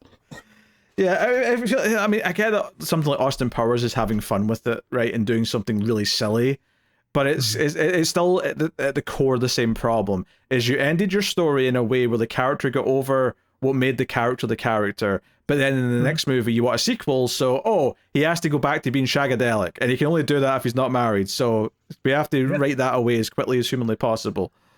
I'm going to predict a scene. I don't know if it'll be in the next movie, but I'm going to predict a scene where if we make any mention of the fact that he was married, it's going to be one of the side characters saying like, and you know, everything that happened after she died. And Tom Cruise just goes like, yeah, and just like looks all sad for like a quarter second. And then they continue on with whatever the plot is.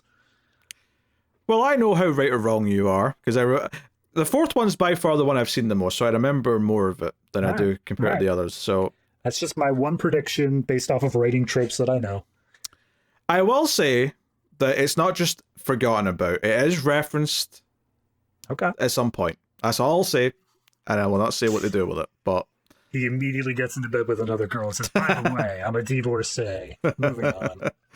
That said, though, I've been very vocal from the start of this that the fourth one's my favorite. So the fact that it doesn't bother me, whatever they do, should at least be, not even be a sign that it's something good, but just a sign that it doesn't matter. Right? Just, that's fair. You know. Yeah. One thing I do want to bring up, because we kind of skipped over it because of the action and heist stuff, is during the sequence where he's getting prepped to look like Philip Seymour Hoffman, that's where we get kind of the breakdown of Ving Rhames and also, strangely enough, Declan for like 10 seconds telling him, hey, this isn't going to work. You can't have a happy life if you're an IMF agent. You need to be able to stay single and like you can't be married and all that. Bit on the nose, I thought.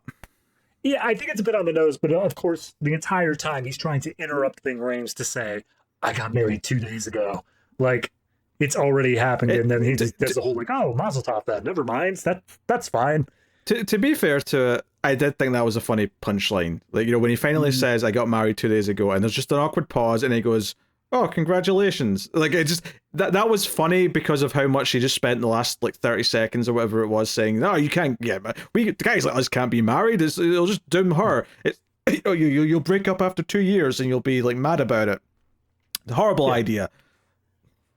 I like that scene, but like if we're talking about the idea that the theme of this movie is can he meld together those two lifestyles, I feel like we needed more of this scene later in the movie. I don't feel like they really harped on this idea. Like once his wife got kidnapped, obviously we'd be in bad taste, but I just wanted like Tom Cruise to sit down with Ving Rhames and say, you were right. You were right for telling me I can't do this because it's put her in danger. Not even like stuff with Tom Cruise, to be honest. I think Joe would have went down a treat. A scene with her and the villain, right?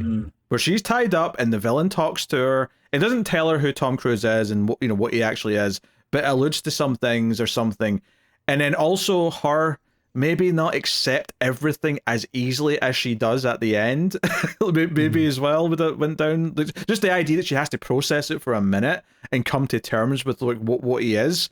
But like honestly, maybe the biggest thing that hurts the idea of like this movie's about, can those two parts of his life merge? Can he have both things? Can he have his cake and eat it too? Maybe the biggest thing that makes it feel a bit shallow and cheap is that she just accepts it and laughs it off like so quickly at the end, like it's nothing, that it feels like, why was this ever a question? Because she's just sort of said, yeah, that's cool. Whoa, my husband's a spy. Whoa, that's kind of exciting. Yeah. Here's the thing.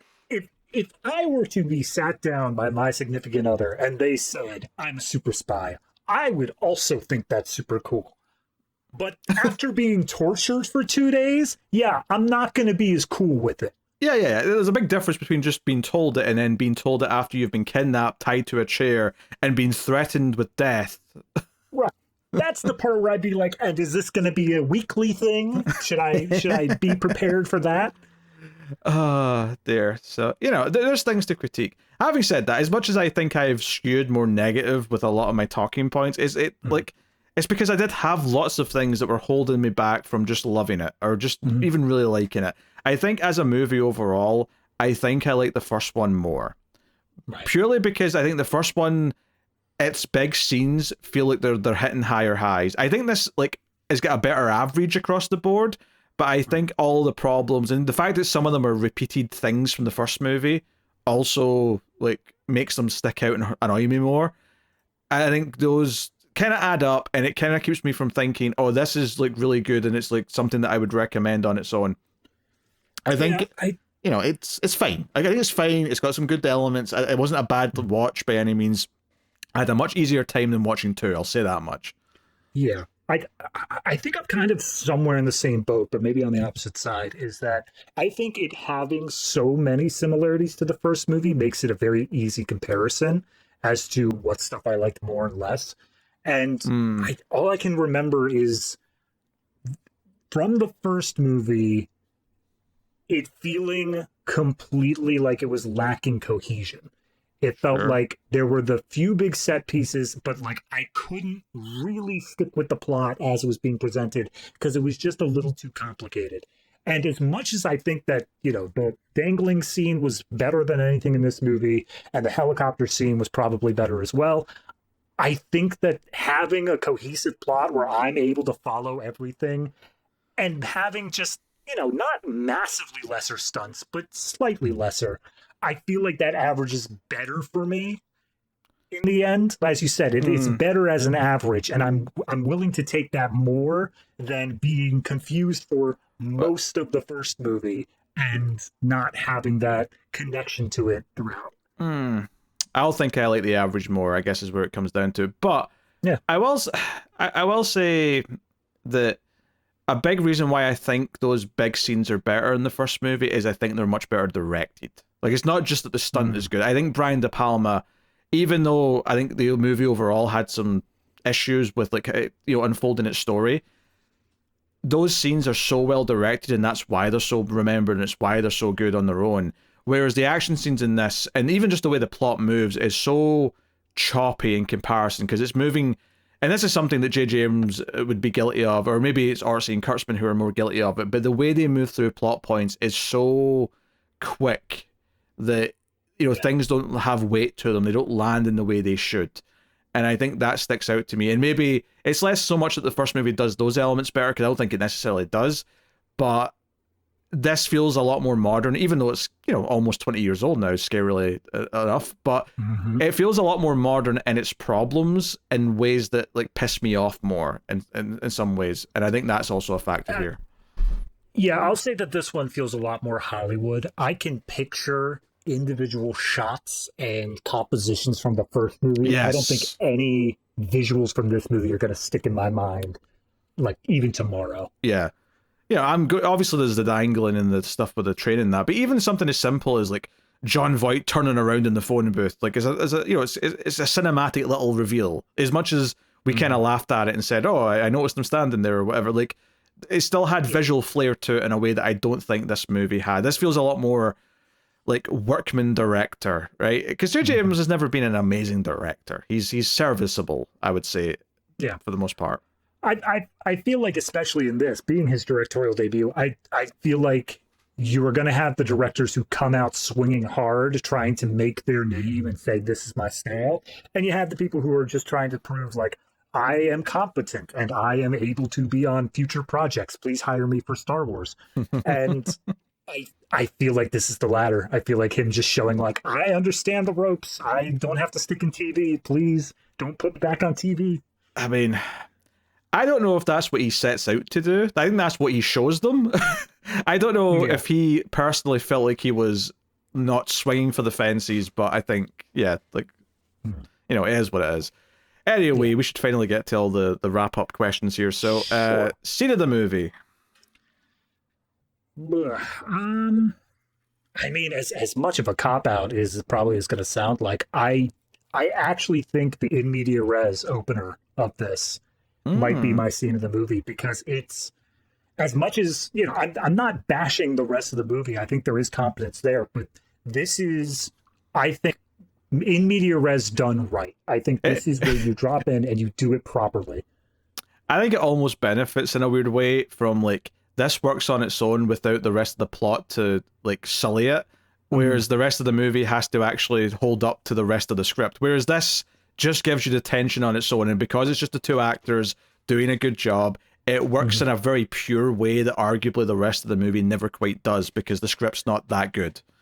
Yeah, that's fair. But I also think, again, it's functional at the same time. I think it does a good job of setting up the MacGuffin, establishing Philip Seymour Hoffman as a threat, establishing the connection between Tom Cruise and Jules. I think that there is a lot going on in this opener that makes the rest of the movie a little bit more enjoyable by connection. Now, you were talking at the beginning of, obviously, maybe it could be something else here that would accomplish similar things without being in media res, but I think that this sequence as presented is one of the best ways I've seen it done in any recent movie. Yeah, there's a few things I could pick. I think I'm probably going to go with the Vatican heist, specifically kind of the elements of, like, oh, we have to, like, make the face, get the data for the images, get the audio for the voice. Like, that kind of set piece as a whole is kind of where I was having the most Mission Impossible-esque fun of the movie. So I think I'll go with that. But yeah. Whereas I think the stuff in the buildings, like, the setup for it was cool with him drawing on the glass and, like, having these big ideas. The actual stunt itself was a bit underwhelming, to be honest. So yeah, they set it up, this whole thing of, like, oh, he's doing a fulcrum and what's the distance between the stuff and da-da-da. And I'm just like, you could just say he's jumping off the building. That's all he's doing. He's jumping off the building. Plus, there's much better, like, high up in a building stuff in the next one. So it's in hindsight, it also kind of is a bit lukewarm in comparison. So yeah, all right. MVP of the movie. So I don't want to wishy-wash too much on this. None of the characters as characters are very good. I don't think that there is development for pretty much any character that makes them a standout just in a writing sense. So I'm looking at it more from an acting sense. And in that viewpoint, I gotta give it to Hoffman.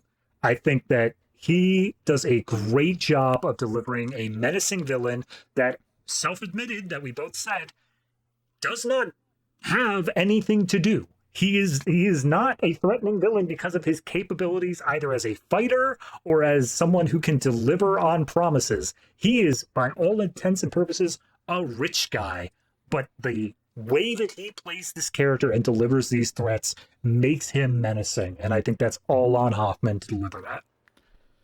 Yeah, that's a seriously good argument for that. I do think Cruise has a bit more to do here from a performance standpoint than the previous movie, just because he gets to be scared or emotional. He has to get, actually care about someone else who's in danger, and, like, we, are at least been told to, like, believe it. So he's trying to make us believe it. That said, though, I'm also going with Hoffman just because it is kind of the standout. There's kind of a scene-stealing performance that just makes it work. Although part of me was tempted to say Aaron Paul. Yeah, I mean, I know that there's tons of records on the fact of what exactly Vince Gilligan, like, saw to hire this kid, and I don't think it was this movie, but It may as well have been this movie. All right. Visuals rating.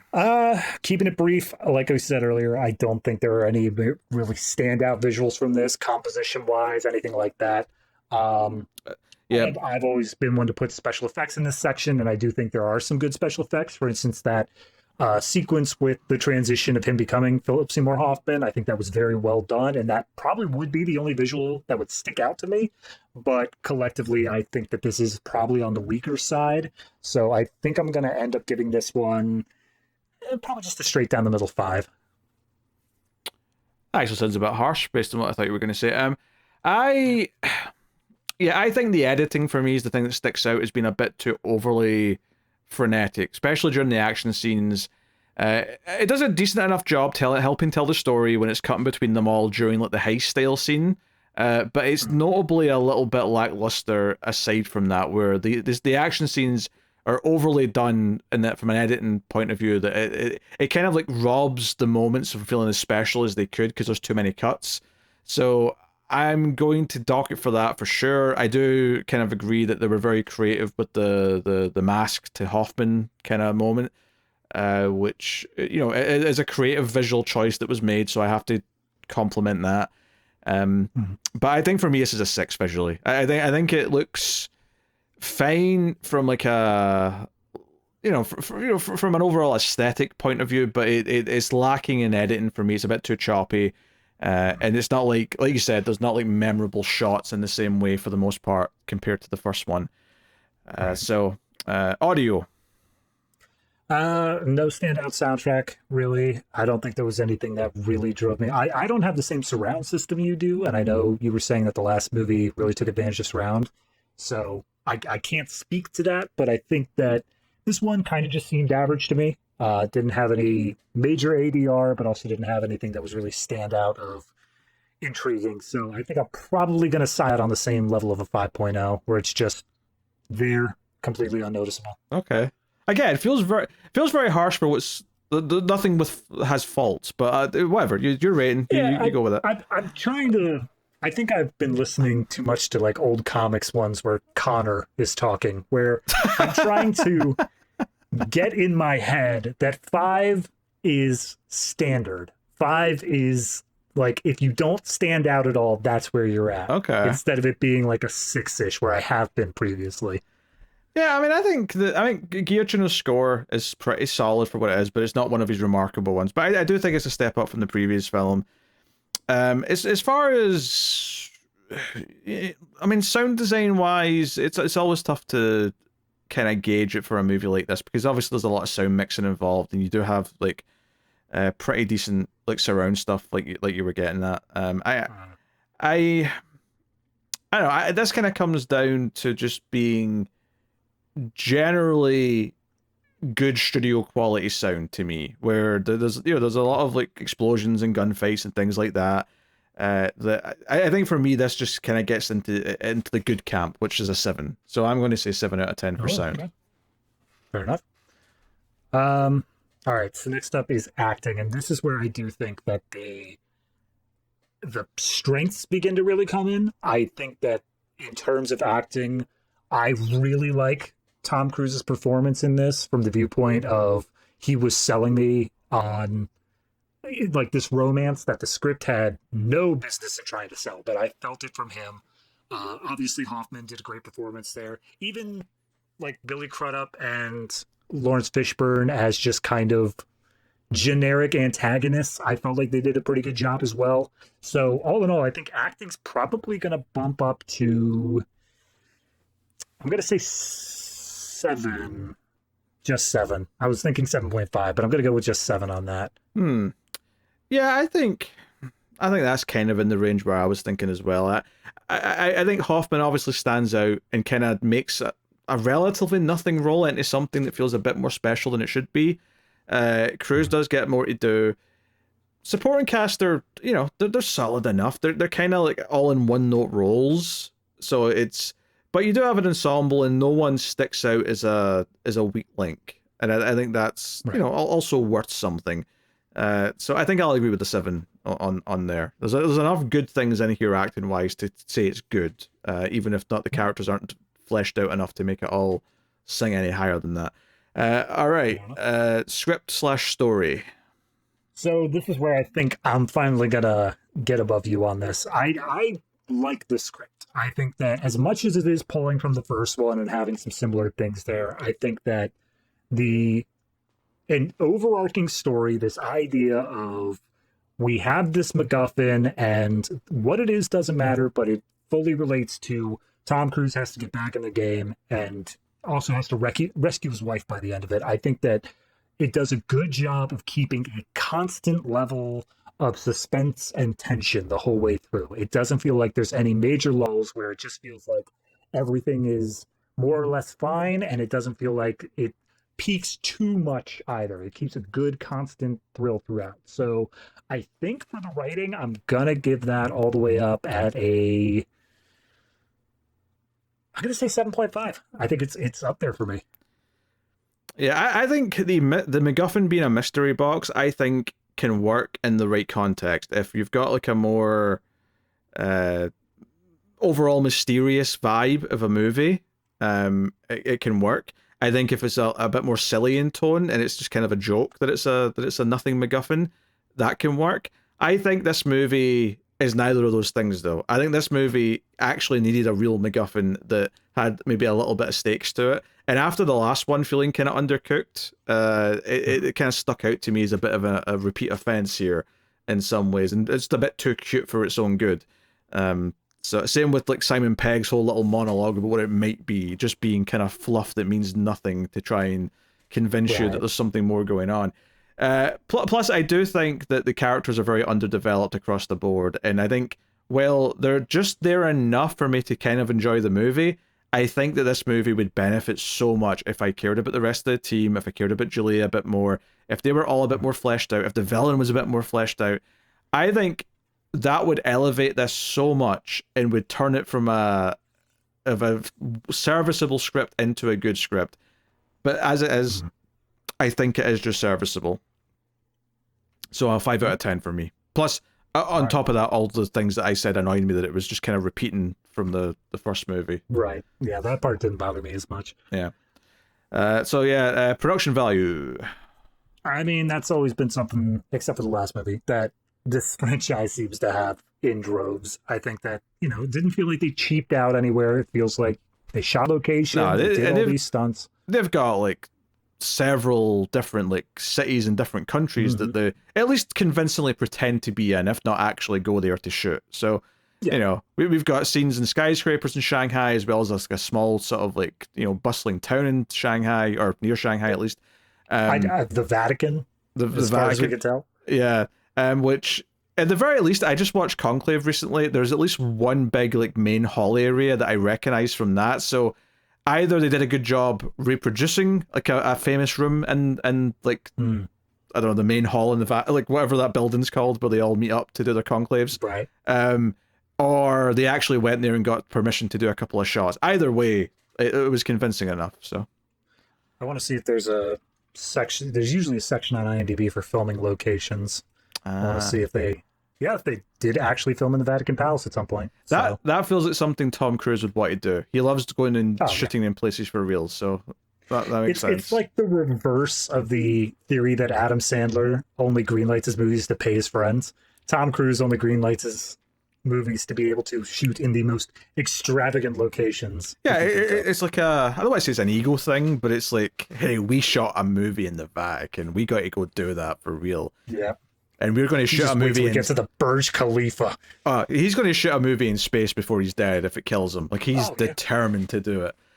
What do you think the final reckoning's going to be, Pete? Space. So what you rating production value? Production, it's up there. It's definitely high. I compare it to the first one, and I think that it is easily comparable, if not a little bit better. So I think I'm going to say 7.5, and the only thing that's keeping it from the 8 is that I know I have to save room for later movies. Yeah, I'm not going to go in with that weird logic. I will simply say that this has high production value. It feels like they spent a lot of money on it. It has a big cast. It has big locations. Effects typically look good, or at the very least, they don't stand out as effects. So as a result, I really can't fault it, and all the locations especially make it feel super expensive. So for production value, honestly, I have to go all the way up to like an 8.5. Like I don't know how you could say this isn't high production value. It absolutely is. Yeah, that's fair. So I guess for me, it does just kind of, and this is not the movie's fault. Like I said, that bridge scene reminded me of Transformers.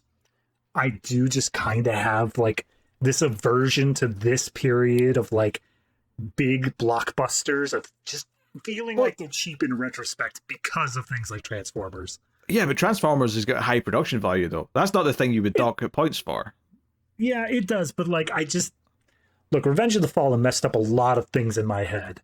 Look, for a lot of reasons. You say what you want about Revenge of the Fallen, but that's like a 9 out of 10 production value. Like everything else, obviously, is shockingly low, but the production value is sky high. I mean, you're right. I get what you're saying for that specific category, but it still just feels wrong. Like, you have to call it as you see it. Like, there's a reason why some of those movies were nominated for visual effects, because at least in that one category, they kind of deserved it, even if the movies were dog shit. Yeah, I guess I'm silently protesting the fact that I have to say Oscar award-winning Suicide Squad. All right, final rating, come on. All right, final rating. I'm going to say I did really enjoy this one. I enjoyed it. I would say a little bit more than the first one, and I explained my reasonings as to why. So ratings-wise, I do have to give it a little above that, and I think I'm going to put this one at a solid 7. I think it cracks up to that. This is the first actually good Mission Impossible movie in my eyes. No, I think the first movie's better overall. So I'm going with a 6 on this. I think it's got good things in it. I think that it's an easy enough watch for what it is, but there's just enough things that I feel like the story just doesn't feel like it's there. The characters are very underdeveloped, and it tries to keep it going at a brisk pace so you don't notice, but I do notice it, and I don't feel as much things as I should because of it. But it does feel like a lot of things are nudging in the direction of what it would become, and I am very excited for next week to talk about Ghost Protocol. So we'll see how that shapes up for David and myself next week. Before we cut away, does this make the cut? I always forget we need to do that. Yeah, you do. It's only been 122 episodes. I get it. I mean, it's cutting it close. This is a prime example of close. I could make the argument for makes the cut from my perspective, but after everything we've talked about, I'm willing to agree with cutting it close. Yeah, I mean, you could. I don't know how that conversation is going to go, but yeah. So that's just the really rest quick. of everything I just said. Yeah. Just replay that. Yeah, okay. Cutting it close. Well, I'll happily accept it there. Yeah. I mean, it's better than 2. I said it would be better than 2, and it's better than 2. I can stand by that. I hope we never dip down to 2's level or lower throughout the rest of this franchise. I feel like we have enough sensibility not to. I don't think we will. I think there's other ones that I'm mixed on, but I don't think there's anything approaching 2's caliber of nonsense. So, yeah, we'll see you next week for the 4th movie, Ghost Protocol. Of course, you can get bonus content. We do a bonus couple of shows on Patreon monthly. We do Criterion Cut, where we review movies from the Criterion Collection, and we do movies on a show called Extra Reels, which is some of the worst things ever made. Your true bottom of the barrel, hopefully so bad they're good, but sometimes they're just torture. For example, this very week on Patreon, we did Suburban Commando. That's up this very weekend on Patreon. Yep. Old Hulk Hogan movie where he's an alien bounty hunter. So if you want to see us talk about that, you can get it on Patreon. But, there's bonuses for other content. Of course, if you don't want to do Patreon, you can also support us via YouTube membership. That's also an option if you prefer it. But any and all support is appreciated and keeps the show coming. And, of course, you can subscribe, let us know what you think of the movie in the comments. All that does help as well. Check out the Discord, all that stuff. But that is the show. That has been The Collector's Cut. Thank you very much for joining us. We do appreciate it. Keep watching movies, and if you can get it, and this is something that Ethan definitely needs, is diplomatic immunity.